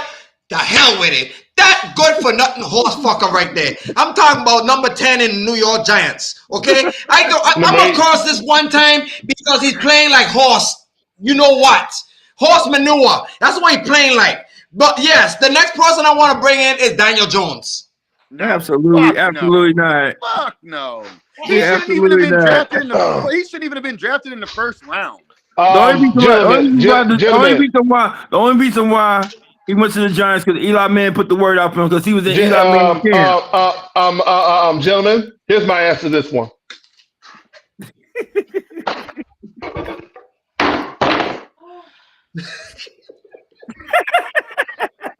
Where the olive oil? No. No need one. Okay, babe, don't encourage. He back it up. He back it up his damn thing and be like, I'm out of here. What Ice Cube say? No Vaseline. No. Next. Right. No. Because listen, we trying to spare this man. He made the Giants organization made the biggest mistake wasting their hard-earned money on that guy when they went ahead and sent the other guy to Philly, and now 3 touchdowns and over 100 yards later, the Giants are kicking themselves in the teeth. Hell, Drew is kicking himself in. No, I go one up on you. Hold on, I go one up on you, Ali. Drew is kicking himself in the ass, fantasy wise. Okay. Ash. Okay, y'all know the line of the season, and I have y'all ready. Okay, they should have paid. They should have paid Saquon. You should have paid Saquon. Yeah, absolutely. That's the line of the year. We should have paid Saquon. Daniel Jones, no, garbage. You're in it. Yeah, that's that privilege I don't want to get into. Man, that ain't no. Look here. Eli Manning privilege. That's that complexion privilege I don't want to get into. Yeah, I know what he meant. This one right here he's talking about. This here. I know. See, this right here. Look. See, this one. Next one, because everybody's. Go to the next one. Go to the next one. This is what happens when you get facts over your feelings. Yep. Next. No, and no. Next. Yes, amen. I ain't gonna talk about the next one, but you know what? I think he does. Baker. Yes. Yes. Yes. What? Yes. Come on now. I had to get on the guy up to me about calling him Baker. Get you fired. You can't call him that. Yeah. No, can't call him that. I wish we still had Baker, and I never thought I'd ever say that. So what you're saying to me, Justin, is you have buyer remorse. See, Justin, this is what I told Because you. I ain't gonna lie, when we got Deshaun, I was ecstatic. Yes, we finally got us one. Man. See, look, Justin, this is what I told them about Baker. All Baker need is to be in a system for longer than a year. If he's there longer than a year, he's going to figure it out. Yep. That part. That's literally all he needed. He just needed a team that can trust him. And he needs to be believed in. Right. And nobody and what's crazy about this? No one in their right minds thought that the successor of the Tampa Bay Bucks after Tom Brady would be Baker Mayfield. Let's go. Let's all go back 4 years ago. 4 years ago, when any of us took Baker over Deshaun? You're taking too long. You agree? At the time before all of this mess, yes. You want to know why? You want to know why I'm saying yes? Because now he's proven why he should have been the number 1 overall pick. You know where the Browns went wrong? The Browns should have never hired Freddie Kitchens as the head coach. Absolutely. That part. That's true. That's true. I do agree with that because he ruined Baker's career. He ruined the Cleveland Browns. Period. Absolutely. But to answer your original question, I believe everybody is agreeing with the definition of the word. I think Baker's about to prove to us that he's underpaid because he's only making $30 million a year. No. I mean, coming up that is the right money. Right money. He resurrected. Now, I like the way it is. You heard what I said. I said after this year, I think Baker. I said after this year, Baker's going to show us that he's underpaid. Let's be clear. Let's be clear, guys. Mike Evans didn't want to play with Baker Mayfield. And Baker Mayfield had. But here's the problem with that. He said this because he looked at Baker's reputation and what he did in the past. All he had to do was play with him for 1 year. Right. He did. 1,000 yards. Baker is keeping Mike Evans' career alive. Exactly. Yeah, he is. Let's be honest. Even Chris Godwin, too. If Mike Evans, and Chris Godwin, let's be frank. Yeah. If Mike Evans would have walked in 2020 after that Super Bowl, he wouldn't have cared because guess what? He's still got a ring. walking Hall of Famer. But guess what he's doing? He's making him still a walking Hall of Famer and still getting 1,000 yards. It just makes his resume look even better. He's the most disrespected football player in the league. Okay, so Mike Evans. Mike Evans is the most disrespected football player in the league. Hold on. So 1 second. I'm on the Instagram page. Hold on. I'm on the Instagram page because I gotta make sure the viewers see that we're watching them. So, but our fellow friend here, he said that the masseuse sucked the soul out of him. Come again?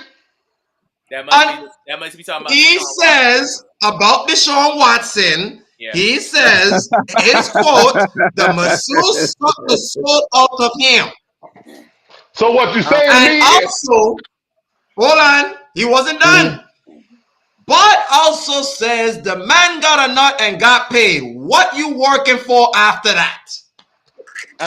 I don't know. I'm staying away from that.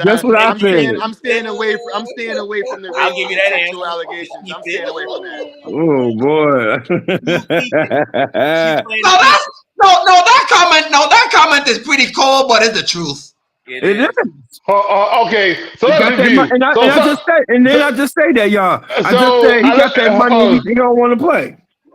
Let's review this. So chances are, what this lady tried to do is she tried to look for an early payday.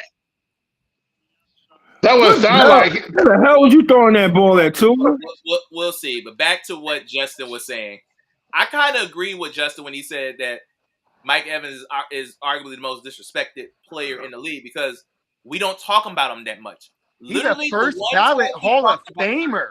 The only time we talked about him is in those 4 years when Tom Brady was there. If you look at every other years that we've talked, like they talked about him, you don't. You don't. Okay.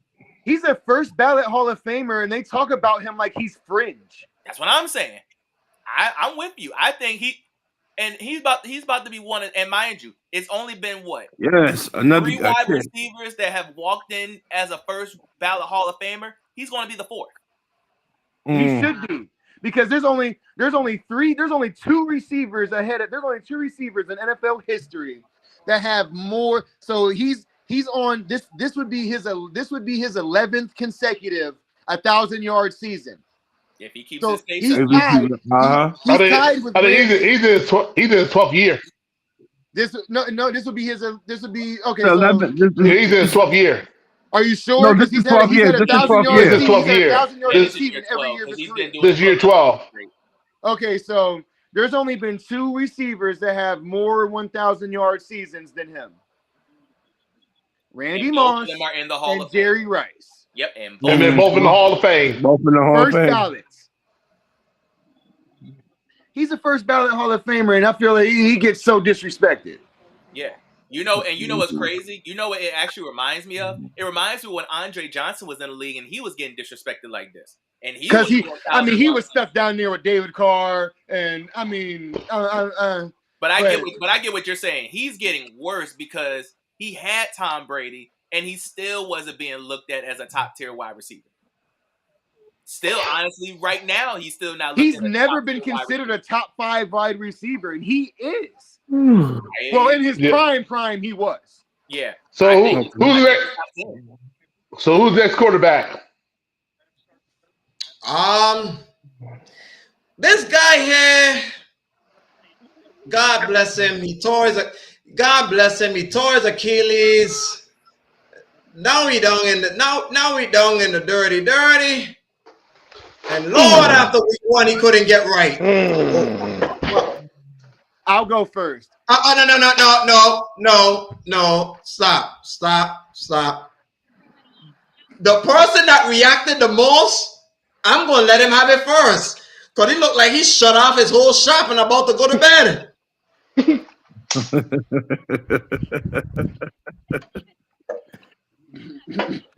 Bring your ass back here, dude. You know how I feel about this dude. This man and how many years has this man been in the league now? I think 12, 13 years roughly? 12 or 13. In his 13 years, did you know that this man stole almost nearly $500 million from 3 teams? What word did you use? Stole. Stole nearly $500 million.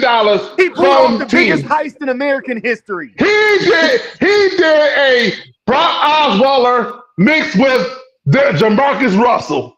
You talk about somebody that will fleece you. You talk about somebody will fleece you and won't give you no results. Yeah, that guy. Man. That dude named Kurt. Let me steal your money, cousin. Kurt Cobain is on the block selling soap. Like this. If you tell me my wildest dream is I can come play for a quarterback and I don't have to produce no result and I can still get paid. Oh, I don't know, nearly $200 million on one team. Then before you got to that team down in Atlanta, you went up north for a while and you got paid almost another $200 million total. Yeah. And most of it was all guaranteed money. All of it. Besides his rookie contract. And then rookie contract, Jose, it all gets better. This is rookie contract. He stole almost $50 million from the Washington Commanders. Now, and what did that get him? Absolutely no Super Bowl appearance. No NFC championship appearance. None.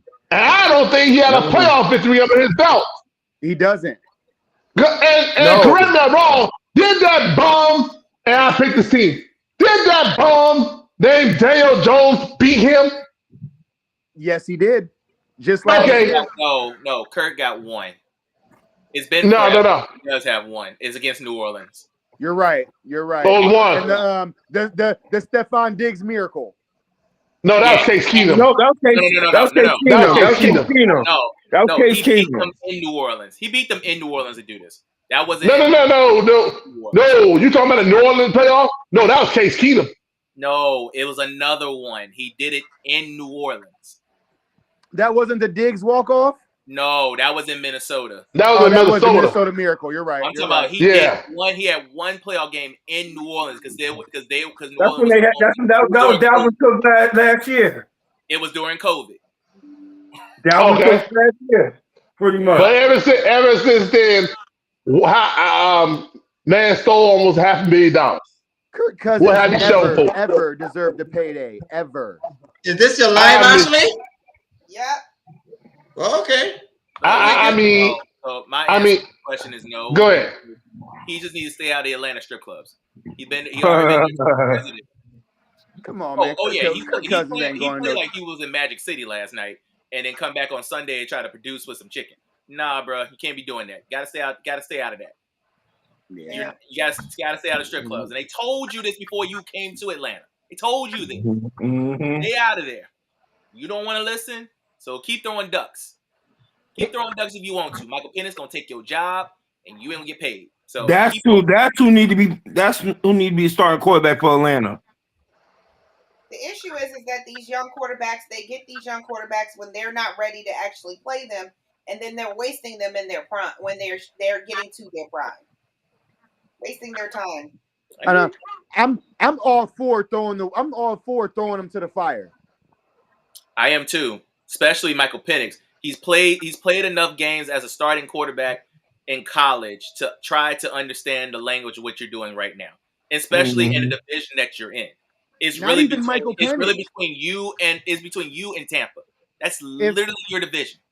If I draft, unless Patrick Mahomes or Tom Brady is my starting quarterback, I still think New Orleans. If I draft a quarterback in the first round, you are starting. Not necessarily. Yeah, that's my philosophy. Yeah, necessarily. You should be starting. I mean, he should be, but college is different than the pros.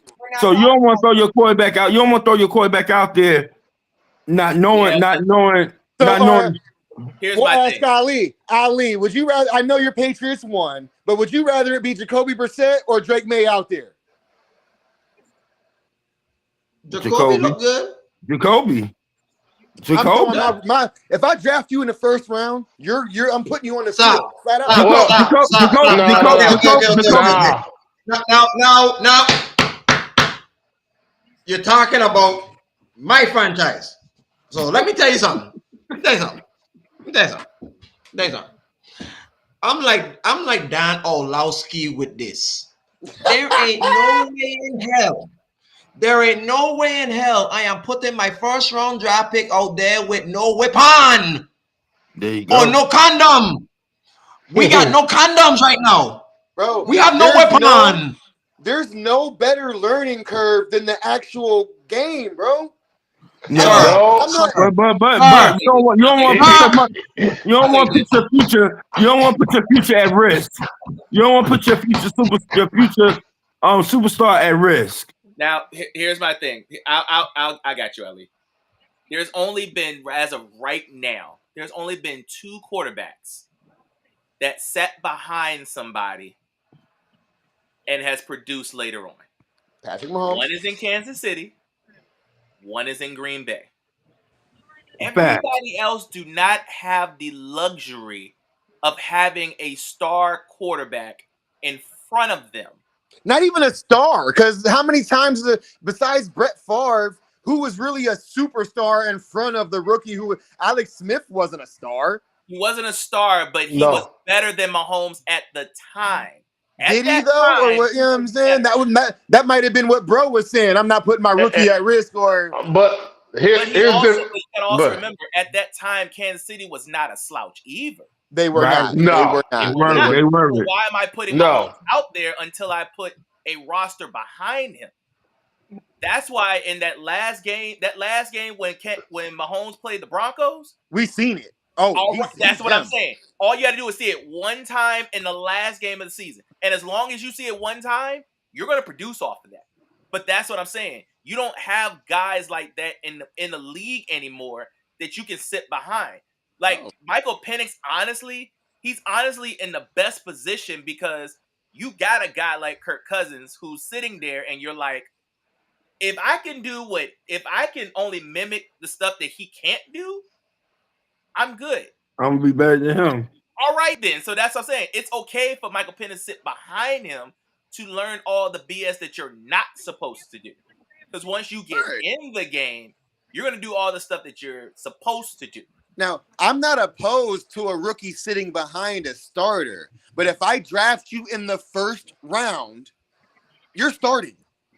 Well, you gotta earn it. I'm gonna give you prime example. I'm gonna give you prime example. I'm gonna give prime example. Look, I'll give you my prime example. Bo Nix beat out everybody. Yeah. Bo beat out everybody. Although I wanted Jarrett Stidham to start, Bo beat everybody out. He played better. And that's the only reason that part. He did play better. He beat everybody out in training camp. And the best example is Russell Wilson. Russell Wilson in back with his rookie year of the Seahawks. That was that. Exactly. That's another one. Yeah, but he fought his way to be the starter. Right. As long as they also Russell Wilson wasn't got the job. So I really wanted Jarrett Stidham to start over Bo Nix. When it comes to first rounders, you just gotta fight your way in. As long as you put some type of competition in front of them, then they'll beat out whoever the original starter is. Ooh. But if you can't do it, you can't. So does that apply to the Patriots? Did Drake May not beat Jacoby Brissett out? No, I don't think so. No, he didn't. He barely beat Bailey Zappi. Hold on, you gotta remember, Drake May was originally the third quarterback out there. Third string out there, and he worked his way to being the second. Now, hold on. Now, let me break that to you. Here's why. Hold up. Long Wolf, go ahead. Okay. Here's why I like Jacoby Brissett over Drake May right now for two reasons. One, Patriots do not. The Hoyas do have experience, but the Patriots do not have a true number one receiver. That key. And two, I have some question marks. I'm sorry. I know. And I've been saying that for a long time with you. I say, y'all don't have a number one receiver. Last time I had the number one receiver was Randy Moss. That was your number one receiver. Ever since then, y'all couldn't find a number one receiver. No. What about Elderman? No. What about Julian Elderman? Danny Amendola. They're not number one. Julian Edelman is at a 2 or slot. No, he was my number one receiver, sir. Number one. Yes, Well, he was. Julian Edelman. He was my number one receiver, sir. Has Julian? Hey, Rob, look this up. Has Julian Edelman ever had 1,000-yard season? I want to say yes, he did. I think he Yes, he did. did. I think he did. Yes, he did. Has he ever had 1,000-yard receiving? Yes, he did. I think he had one. I really think he did have one. And I remember, I think he had a couple, and both of them went on to win the Super Bowl, or made the Super Bowl appearance. Hold on, y'all want to be there? Even the Super Bowl when he won the MVP, he had 1,000 yards that season. I'm gonna answer it, y'all. Out of the 11 years he has played in the league, he has done it 3 times. Okay. In 2019, when the year they won the Super Bowl was his best year, 100 receptions, over 1,100 yards, 6 touchdowns. And he had the MVP. And he was the MVP. I said, because for me to consider you a number one, you got to have 1,000 yards. He was my number one receiver. He was the number one. Edelman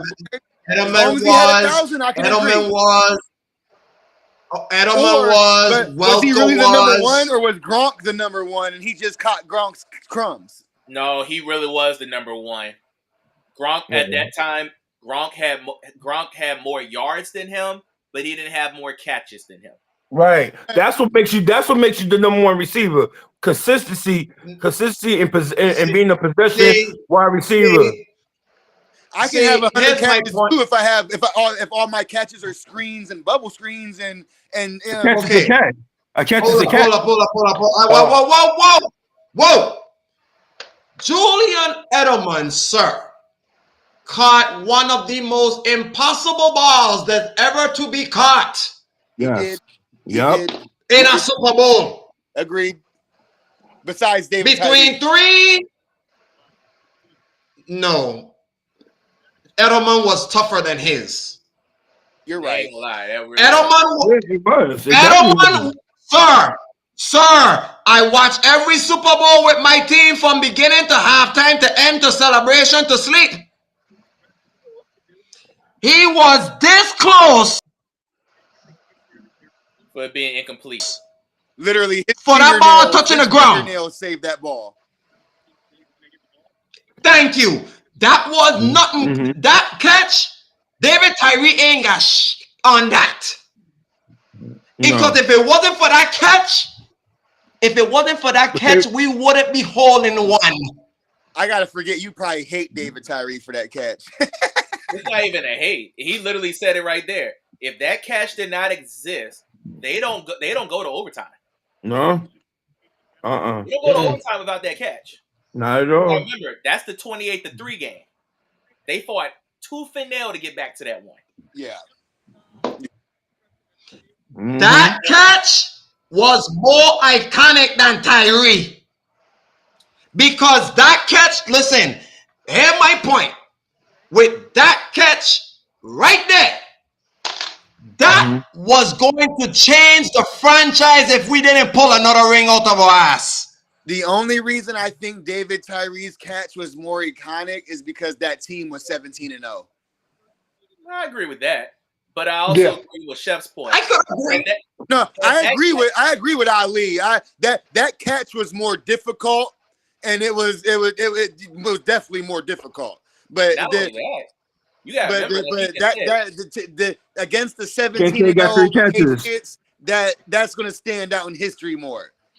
Well, not only just that, but just think about this: had he not made that catch, Tom Brady would not be in that uniform for another 3 more years. You're absolutely Jimmy right. Garoppolo was the next one up. You're absolutely right. As a matter of fact, there's a story behind the story because guess what? Bill Belichick was trying to get rid of Tom Brady. That's why he drafted Jimmy Garoppolo. That's how we said that, Antonio. Had that catch did not exist, Tom Brady would not be in that uniform. The only reason Tom Brady wasn't out of New England is because Robert Kraft came in and vetoed it. Hell no. Yeah, that's the reason why. Because I'll give you another storyline. Elway was on the way to be traded. You didn't know that. Elway was on the way to be traded to Washington. Lord. And Mr. B said, "Hell no." This when him and Dan Reeves had beef. And guess who went? Guess who left? Guess who got kicked the can? Dan Reeves. Well, yeah, Mr. B wasn't going to let Elway walk. Yeah, Nope. but Elway that's got also Mike. the reason why with this. Dan Reeves did not like John Elway to begin with. No, he never didn't. liked John Elway. No, that's because John Elway bucked.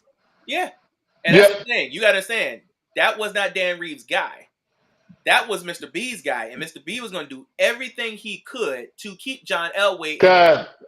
Because Dan Reeves' guy was Tommy Maddox. Exactly. That was his guy. Yeah, right. Am I this? No. And there's another storyline that people didn't know that. And Shannon Sharp actually told it. He was on the verge of getting traded to Arizona. And guess who stopped that? Guess who stopped that trade? That's what Mr. B. That's Mr. what B. good owners. That's what good owners do. Exactly. Oh yeah, Mr. B stopped that trade too. And that's why Robert Kraft went to Bill Belichick and told him, "You're not getting rid of Tom Brady. Garoppolo go. You're not going to do it. It's not going to happen. I'll get rid of you before I get rid of him." You goddamn right. That's literally what he told him. I will get rid of you before I get rid of him.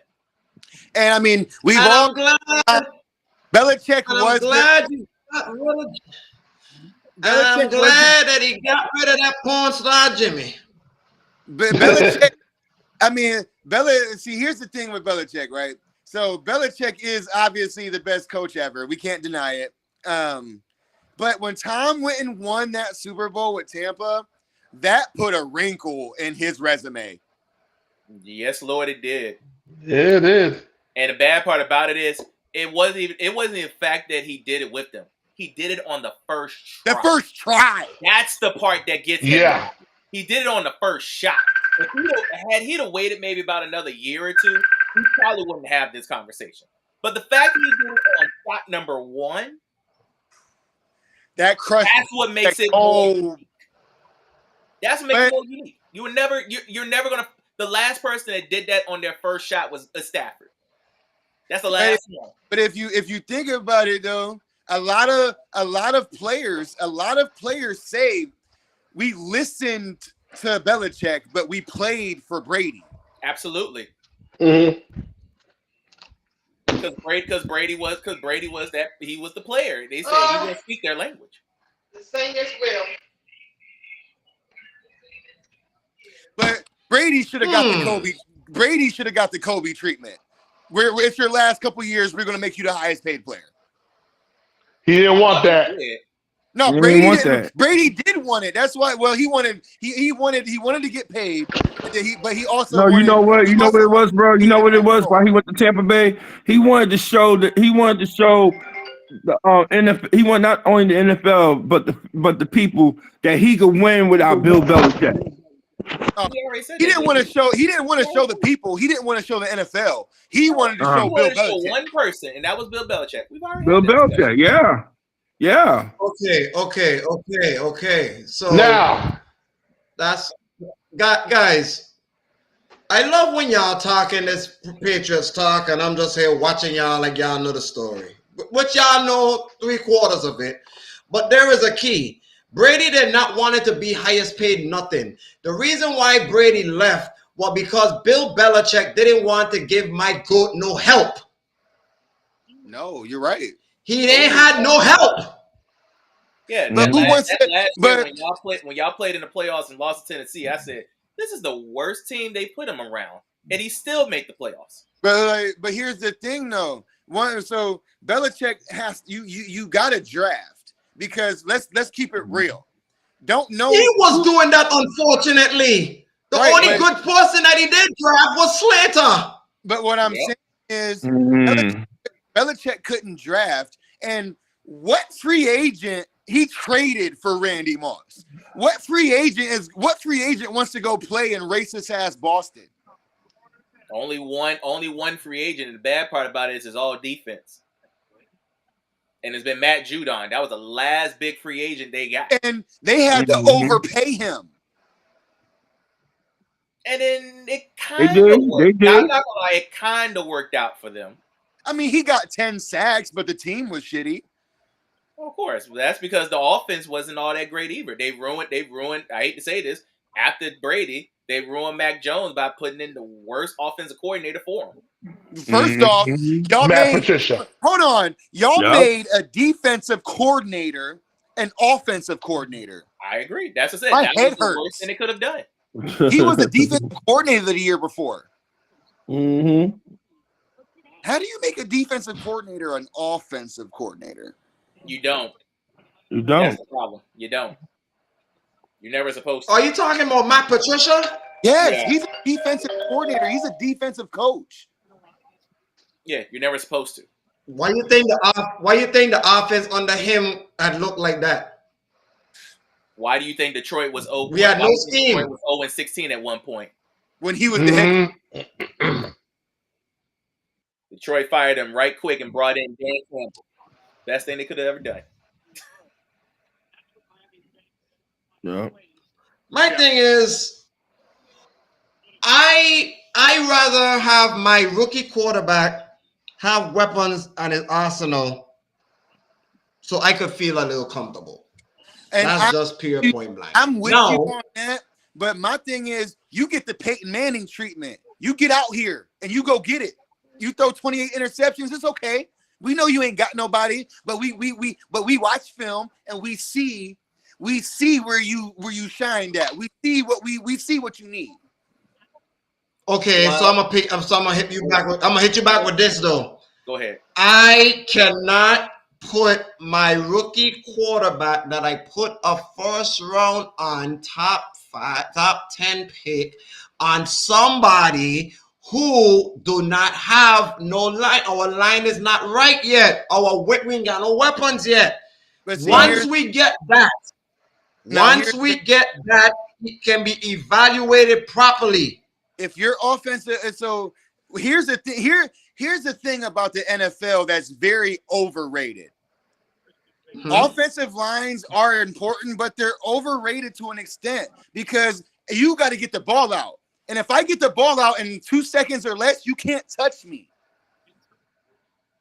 Agree. But this is what I'm going to do. And Justin, you ain't want to do it all night, but I'm going to do it. Because Ali don't want to touch it, but I'm going to touch on it. What's up? Who the head coach down there? Mike McCarthy. Kevin. No, you talking about? No. In New England. Who the head coach? Jerome Mayo. Mayo, he's a defensive coach. And you want our side to come out there and throw Drake May, who, mind you, he's the first ever black head coach for the New England Patriots. Yes. You want this one. Tua just threw his third interception for a pick 6. You want that one. That particular one. To put Tua about to get benched out there after he just tried to get his foot in the door. By the way, trying to get his foot in the door, and finally got the foot in the door, and you want him to fail automatically? No. I agree. I agree with you on that. I do agree. I do. He's making the best decision for his job. Ding. I agree with you on that. I do agree with you. That's why we don't put Drake May out there until near the end of the season or never at all this season. Jacoby's going to have to lose 3 straight. Oh, wow. I just saw it. It could possibly happen, but for right now, you got to remember. Hey, that defense did look. Hey, that defense did look good. Again, the Patriots defense looked awesome. Yeah. The Patriots look. This is what I say about the Patriots. Always gonna have a good defense. We're always gonna have a good defense, but here's the only reason why I kind of was like, okay, this is gonna be nice. But then they had one little problem. Jamar Chase didn't play that much, and T. Higgins was out. So right now, you don't have little to no weapons, and all I gotta do is put my hands on Joe Burrow, in which they did. And all they did was ran the ball 23 times. They played no pass down and called it a wrap. They played no pass defense. That's what I'm saying. Their ears back. They pinned their ears back and they went. They literally didn't have to because Chase was just getting there and T. Higgins was not playing. And the Bengals have no running game. They don't. That's what I'm saying. No. All you do is just stuff the run, and play back. Joe is not. Look, if Joe got to hold the ball between 4 to 5 seconds, you won. If you got to hold the ball the average play in the NFL is 2.9 seconds. Yep, close to 2.9. Yep. 3 seconds. Yeah. 2.9. So if you hold the ball longer, than 2.2 seconds, you need a boogie. And that's all Gerard Mayo wanted. He just wanted wanted Joe Burrow to hold that ball for 3 seconds, and he did, and he got work on. And I give New England credit. Worked over. One thing about Gerard Mayo that he did learn from Bill Belichick defense is he's a very good study. Very good study. Well, if you're going into that, remember when he was a player? Look what he did as a player. Yeah, he was a hell of a middle linebacker. Yeah, One of the best middle linebackers in the league back in that day. Yeah. That's what I'm saying. But he learned that from Bill. When you learn from Bill, you're going to take some stuff and you're going to implement it in your own system. And it's easy for you're right. to do it because he's been in that system. All he really did was only thing that he tweaked was the fact that the players are having fun. That's literally it. Bill was not letting them have fun. This is all about business, and we're going to keep it that way. Gerard is like, we can have fun and do business at the same time. Right. Like New England, like they literally look like they had fun all day last Sunday in Cincinnati. You're right. Like for the But for the first time in a long time. Yeah, that's literally all that happened. And they wanted to win for him. That was the other part. They said we want somebody that looked like us to win like us. Yes, And sir. that's exactly what they did Sunday. Yes, sir. So that's why you have to keep Jacoby in there, not only for the team's sake, but for his sake. Not only that, Rob. Not only that, because the experience of him quarterbacking too. That's the experience. The experience is nice, but we're also saying out of also the experience, you gotta have somebody that out of all of them who can give you the win. Right. There's only one right now, and that's Jacoby. Right. That's the only one. Right. When you put it like that, I agree. Yeah. No. Now I have a question to ask y'all, and this probably might be the last question before we split. Now, we saw week 1 so far, and we didn't get a chance to talk about. We talk about it lightly, but we didn't. So, what coach right now y'all say is on the hot seat right now? Justin, I will give you first.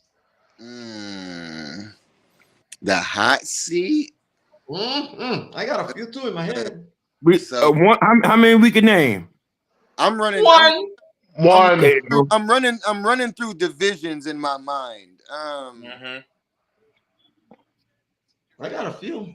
I got a few too. That's why I asked how many we can name. I know Sirianni's on the hot seat for sure. Yeah. Why? Because Jalen Hurts don't like him. Why? Because Jalen Hurts don't like him.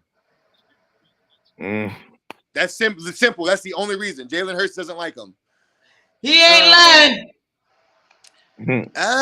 I don't know because this year is weird. We got a bunch of coaches who've been rooted in where they're at, and then everywhere else we got new coaches. Yeah. So this year is kind of tough. Call it. Daniel Jones got Brian Dabo on the hot seat, which Dabo is a hell of a coach, but Daniel Jones is going to ruin that.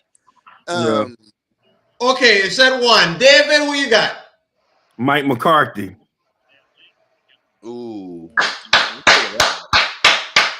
Hey! Everybody clap it up. Mike McCarthy. Whatever. No, Rob, why you ain't clapping? They gotta make it to at least the NFC title game. Oh. They have to make it to at least the NFC title game. Like I said, Mike McCarthy's on the hot seat, and I know why. Watch that. I know. I got a feeling I know what's gonna happen next year. But if Mike McCarthy, like you said, if Mike McCarthy, if Dallas, those my boy, that's my team, and I'm not a delusional Cowboy fan. I'm Cowboy for life. But if they don't make it past the first round, he's sliced. McCarthy go bye-bye. He's sliced. Jerry already made the choice. Either Dak gonna stay, either between Dak and McCarthy. He chose Dak. He gave Dak the 4-year deal, making him the highest paid making him one of the highest paid quarterbacks now, right? So guess what? The coach is the one on the hot seat right now. Yep. So there you go. Because if my boys don't make it past the first round, we could be looking at Bill Belichick next year as our coach. The Panthers coach is on the hot seat. Every coach from the Panthers are on the hot seat. Anyway, coach is on the hot seat. Anyway.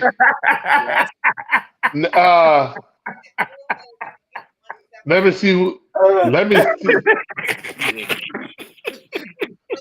Let me see who's on the hot seat. Let me see who is on the hot seat. I'll give you mine. Go ahead. Robert Saleh. Oh, absolutely. No. Absolutely. Yeah. Hey. Everybody clap it up. That's what I'm going to say. If you're talking about if there's anybody else that needs to be on the hot seat, it is Robert Saleh. I have another one. No. You already have one. You give it to Damn. Mike McCarthy. Here's my Robert Sullivan. This is why. Very simple. You're not even running the team right now. Nope. Aaron Rodgers. He is running the team right now. Yep. You don't. You're not even. You bet. You know what you are? You are the defensive coordinator for the New York Jets right now. You're not even the head coach. Yeah, I mean, it makes sense. It does make sense. You're not He even running. They ain't lying. It does make sense. If you watch that game, yo, Justin, if you watch that game Monday night, hold on. The only time you seen Robert Saleh clapping and stuff and jumping was the Jets defense. I got one that might be a curveball, but go ahead and finish up, Rob. I won't done. I let y'all go, and I was quiet. No, go ahead, because David is interrupting. My fault. Yeah, you're not even running your own team right now. So at this point in time, you are on the biggest hot seat of them all because we saw what you did last year when you ran the team, and the team was horrible. So with all this money they gave to Aaron, all these draft picks they gave to get Aaron, and your defense is supposed to be top 5, all the offense has to do is to connect. And right now, you're not even in the picture of it because Aaron is running the offense. So if this team does not produce and you don't make the playoffs, they're not going to look at Aaron. They're going to look at you. Yep. So outside of a Mike McCarthy in the hot seat with Dallas just trying to at least make it out the first round, Jets don't make the playoffs and Aaron is healthy, he's done. It's you. Yeah. Yeah, he's done. You're right. Wow. Hold on, we got one more. Go ahead, Looney. Sean McDermott. Damn. Ooh. I got to clap on that one. Ooh. Buffalo head coach. Yep. I'll clap you on that one. You know what? I agree. You know what? Hold on. You know what? Everybody clap it up. Yeah. Clap it. Yep, agree. Go ahead and explain. For the last 8 years, or what? This is your 9th year as a head coach? 9 years you being behind the booth as a head coach, and the farthest you went is the AFC Championship game. And you have not made a Super Bowl appearance for one. Secondly, you was lacking on a running game. Now you got one. Oh no. Tua. Ooh. Oh no. Concussion City. Oh no. Oh shit. Oh no. Concussion City. Oh no. Did you see his fist? Did you see his fist?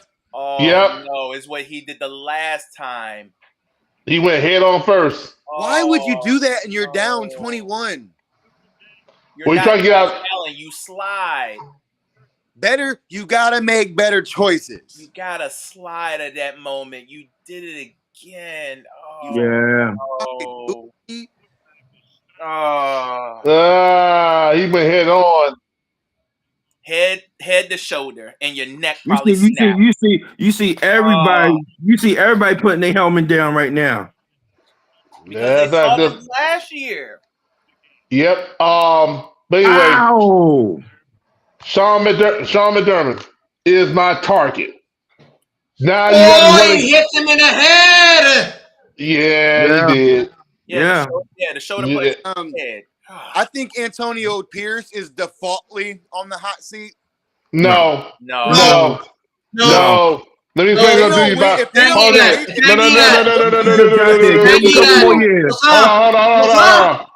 Hold on. Let me go ahead and get this out the way. Sean McDermott's on the hot seat for a reason, because now Buffalo got a running game. He got no excuses now.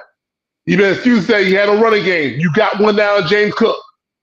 So if for Sean McDermott's hot seat, is Super Bowl or bust. That's what it's all about now. You got a running game now. Receivers will develop. Yeah, at least get there. Yeah, but Buffalo, yeah. Receivers will develop, but you got a running game. So you got no excuses now. I'm telling you right now, if the Raiders win less than 5 games, Antonio Pierce is getting fired. Not in the first. Nope. Nah, not his first year. No, bro. No. Like we've never seen it happen before. We have, but no. We have, but not Antonio Pierce ain't going nowhere. And I want to hear. we got him even further He's tone still of in cahoots his with the Raiders organization. Hold on a second. I hear Ali, who's on the hot seat. Okay. Y'all ain't gonna like me for this. Oh, we'll like you for it. What? I only gonna say this only because of how the team looks right now. And I respect the fact that he did win an award 2 years ago, but damn it, I cannot hide about how this team look. I'm sorry, Brian Dable. Yeah. I said earlier Daniel Jones was going to get him fired, and he's a hell of a coach. Oh, let me explain to him. I got one. No. Hold on. Let me hear Ali. Okay. He did one coach of the year.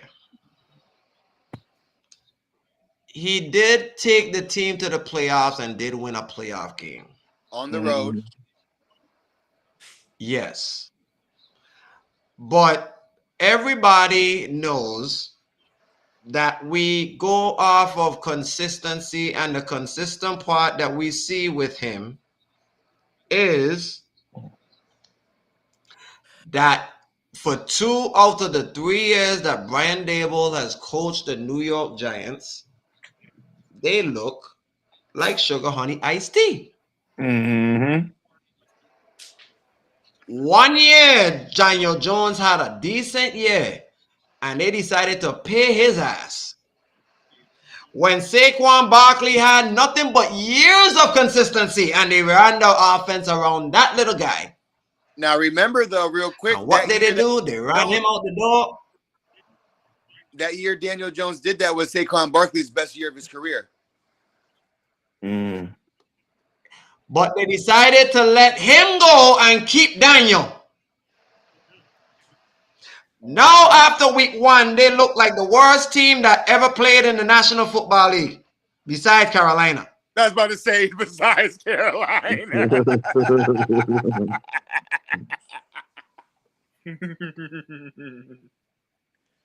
Truthful. Really, no. Because right now, I'm laughing because of that. You know why I'm laughing. Because right now, if you cannot get this team right, the coaches is going to look at you. I'm sorry. I didn't want to put Brian Dable in it because he did one coach of the year, but 2 out of 3 seasons, your team looked like shit. The only thing I think might save Dable is that's not his guy. No, the only thing I'll say, Gable, is the Giants can make the playoffs. Or they have a winning season. That part. And none of those are going to happen. None of those will happen. And by the way, I'm going to be honest with you. Guess what? The general manager got to go. Of course. The general manager of the New York Giants got to go. Yeah. I agree. I don't like the Giants, but I agree. I have an honorable mention that might throw some people off. What's up? And I've been thinking about this while we were sitting here, but I have the honorable mention I would have, and I'm going to throw some people off. John Harbaugh. Yes. Oh my God. Yes. You took it. I went. If you're talking about honorable mention, I got one for you too. Yes. But go ahead. It's been 12 years since you won a Super Bowl. And normally when people hold long enough when they're Super Bowls, they start to get a little stale. And the one that's over here to my left can understand it more because that's how he got his Dallas job. Because of his Super Bowl. Facts. Now, John, I love you. And I think you're probably going to retire a Raven. But this is your best team you've had since the 2012 Ravens. And to be honest with you, On paper, that wasn't even your Ravens. That was the last coach's Ravens that was going out the door, and you just inherited, just like Mike Tomlin has. Now the difference Brian Billick. Yeah. Now the difference between you and Mike Tomlin has kept a consistent team that has won, and so have you. You have not missed the playoffs. Right. But you should have won a couple of Super Bowls by now. Outside of that 2012 year. Especially last year. Last year was probably your best shot. And probably you could get it again this year. If your team just do what you can. And you paid Lamar, you've paid Derrick Henry, you paid everybody that you needed to get your hands on. Jesus Christ. Now it's up to you to produce. And if you don't produce this year, at least get to the Super Bowl, we might have to start talking about you being your seat being just a little bit hot. Yeah. Just Von Miller. I agree with you, bro. I'm with you wholeheartedly on that. Because look at you're gonna love me for my honorable mention. Through the history of the NFL, we've seen a lot of coaches who are successful Super Bowl winners get replaced by young offensive coaches. Mm-hmm. Yeah. Yep. Baltimore, Pittsburgh could be one. That could be those two. That could be the next ones. Yes, I got there's honorable mention. You think Mike Tomlin? You think Mike Tomlin gonna get? No, Mike Tomlin. No, not Mike Tomlin. No, Mike Tomlin's not hot seat. No, Mike Tomlin been too consistent. Nah. I'm about to say no. No, what I mean by that is he kept winning and getting people to playoffs. But there's an honorable mention. There is an honorable mention in that same division that Rob was talking about. Your coach, Justin. Damn, I was gonna say that. Damn, your coach, Justin. Nah, he's not on the hot seat. Oh, yes, he is on hot seat. Yes, the hell he is. Yeah, oh, yes, he is. You got a top 5 defense. You got receivers like Amari Cooper, Jerry Jeudy, David Njoku. You got a 2-headed running back in Jerome Ford and Nick Chubb. And you telling me you can't get further in postseasons? It wasn't his idea for Deshaun Watson.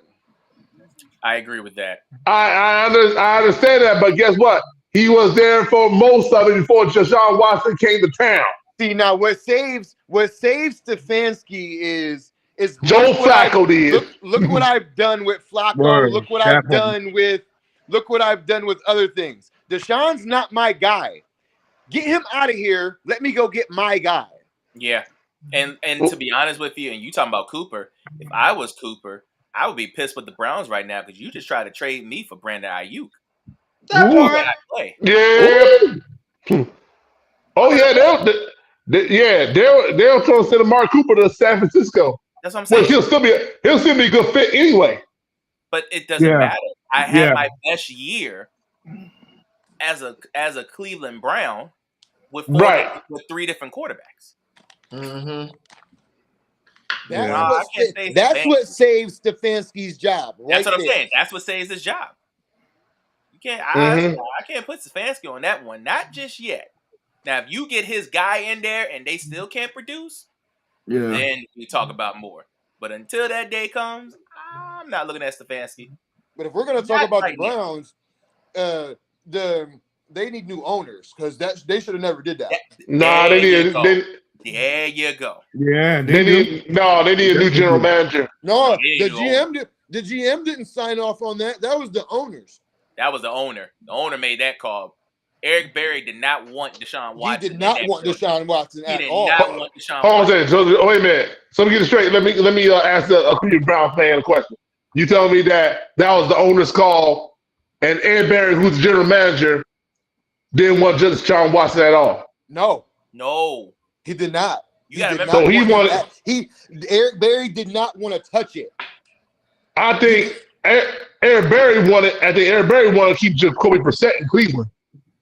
Yeah, Eric. I don't know if he wanted to keep Jacoby, but I know Eric Berry did not want to touch Deshaun Watson's situation. He did not even want to touch it. I know what I heard stories about that too, because Eric Berry didn't want no parts of that. He didn't want no parts of that. When Eric Berry got the job, he wanted to rebuild the Browns off of Nick Chubb, and he was doing just that. But remember when they brought that contract up from Deshaun Watson, every owner looked at the Cleveland owner and asked him, "What are you thinking? You're about to open the floodgate that we don't want to touch right now." And that's exactly what he did. And the Cleveland owner said, "I don't care. I want to win." And he thought that he was getting a winner. Yeah. That's literally what he thought. He literally said that. He said, "I'm getting a winner. I will pay whatever it takes to win." And he did. Yeah. And it still hasn't done anything for him. And you know what? And know what that situation remind me of? What you, Justin? What? It remind me a little bit of the Raiders. What I mean by that is, it remind me a little bit of the Raiders because when Mike Mayock came in, he wrecked that team. Yes, he did. And he got rid of mostly every Reggie McKenzie guys. The only thing Mike Mayock did good was draft Max Crosby. That's the only thing he did. Other than that, he got rid of mostly all of Reggie McKenzie guys. Yeah, he got rid of everybody. When he got rid of on the first move, I said, "Yeah, they're done." Yeah, and then he also got rid of Amari Cooper. And he also hired John, and then the John thing wasn't a good thing either. No, John Gruden. That was a Mark Davis call, and John Gruden put a bug in Mark Davis' ear to hire Mike Mayock instead of keeping Reggie McKenzie. And the guy that was drafting good players was keep being success for postseason. Just can't make postseason. He also drafted Derek Carr. So there is no more Reggie McKenzie guys. Right. So all the Reggie McKenzie guys are gone. Almost all the Mike Mayock guys are gone except for Max. I was about to say except for Crosby. Max Crosby, he ain't going nowhere. Raiders going to keep him. They already locked him up. Yeah. Oh Well. Tua right now is currently out. He got a concussion. But damn, Galen. That killed a lot of parlays. Damn, Galen. Damn, Galen. Damn. Oh, that is Galen's guy. Oh. And he started him. I was like, damn, Galen. Oh, wow. That killed a whole lot of parlays. No, I took Tula under. Ooh, well, good on his yards. Okay. So y'all think Tua need to hang it up? Yes. Yes. Yes. Too many concussions, man. He's going. That's 4 concussions. Wayne Corbett. If y'all remember, Wayne Corbett used to play for the Jets. He had like 3-4 concussions in one season. The doctor said, hang up the cleats. Hang up, because one more, it really can mess up your brain. You know what I'm saying? They told that last year. I'm gonna go outside of it, and this is outside football. There's a guy who was the king of concussions in a different sport. His name was Paul Correa. He was the king of concussions. What he play? He played for the Ducks, hockey for the Anaheim Ducks. Boy, look at Stephen Ross's face. Look at Steven Ross's face. He looks sick as a bitch. Oh man, Yeah. he looks so disgusted.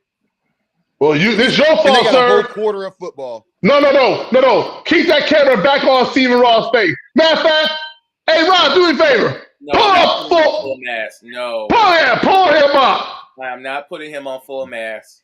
I gotta pull him up full mass. Why? Because this is all his fault. Because he the one that want Tua to pick Tua. He override Brian Flores. This is all him. It is on him. You're right. Yeah. This is all Steven Ross. There's no excuse for him, Rob. No. Mm-hmm. This is all Steven Ross. I mean, one person wanted Justin, the other person wanted Tua. Let's see how that worked out. Right now, guess what? Justin's a little bit more healthier than Tua. Look at the building. The building is halfway. Right. Now you can't deny that. You can't deny that, Allie. I'm taking Justin's a little bit more healthier than Tua. I agree. If I was an NFL coach, I'm making my quarterback practice with baseball players every summer. Learn how to slide. How you think Kyler Murray got better from avoiding getting hit? Russell Wilson. Learn how to slide. Hell, even Josh Allen slide. He's 6'5". 250. Not only just that, I'm surprised he's not wearing the new helmet. I'm surprised he's not wearing the Guardian cap. You're right. I'm surprised he's not wearing the cap. If there's anybody that needs the cap, it's him. It's He always running the ball. But the reason why he ain't really running too much tonight because his hand. But I still would have put the cap on that man. You're right. His hand is not right. If I was Steven Ross, I would have made him wear it. Yeah. Because I just invested $55 million in you. I want you to be as healthy as possible. You don't have. I'd have put it in his contract. You have to wear this. Yeah. Because as much as Skylar Thompson, he was a good story. He's not Tua. Fuck no. No. Not Tua. So Can he push the ball? Can he push the ball? He can push the ball. But when you got the Buffalo's front four, especially one of the greatest, especially one of the top 10 greatest pass rusher in the league, in modern football, and Von Miller, what can you do? Well, it's been longer than that. Ed Oliver has been killing that center all night long. The whole line been dominated. The D line been dominating the O line. But it starts with Ed Oliver. He's the only veteran out there left. It starts with him. Ed has been killing that center all night, and it's just like a virus. It just goes from one side to the next. They just been. It got so bad that the left guard had to come help out the center and the right guard at the same time. It got so bad. That's what I'm saying. So when you got that going on, if I'm Tua, I'm kind of glad I'm out of this game because right now, right? Maybe I hate to say it, maybe he wanted to be out of this game. I hate to say he already threw three interceptions. No, you seen that? I mean, I'm just saying. But this is why not like that though. This is why I picked Buffalo. Bro. That's why me and Antonio picked Buffalo. He just got that contract. He's just trying to get paid. Look, the bottom line is this. That's how I feel. That's how I feel about some of these players. I think Tyreek Hill and boys are done for the day. Well, we all know they're done for the day. But Tyreek is still out. But I get it. It's just like I said. This game is over. It's every time. I don't know what it is. Every time Miami sees Buffalo, they can beat the Patriots, they can beat the Jets. But it's something about Buffalo, even their intensity, their defense. They can't get over them. And this is why Stephen A. said it don't matter even if it matters if they win today or not, so they can finally get over that hump. But even before Tua got hurt, Tua just looked like pure booty cheeks.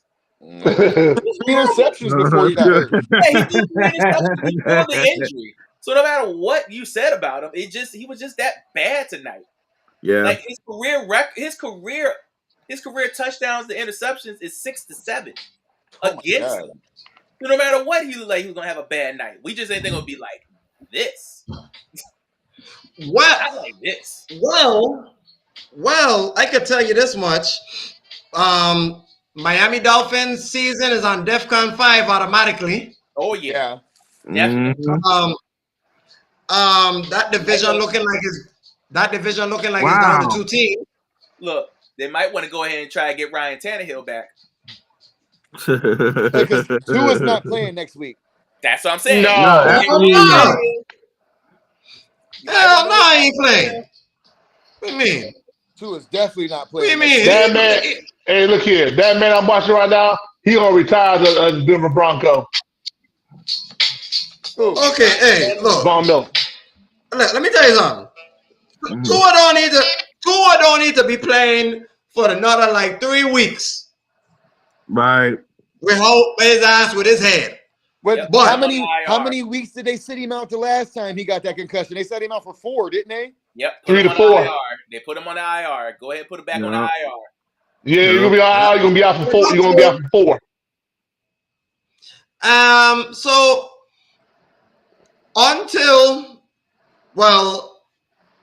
this was a lovely evening of talking all of these coaches getting fired and why we're watching this game of a blowout, which I get not surprised.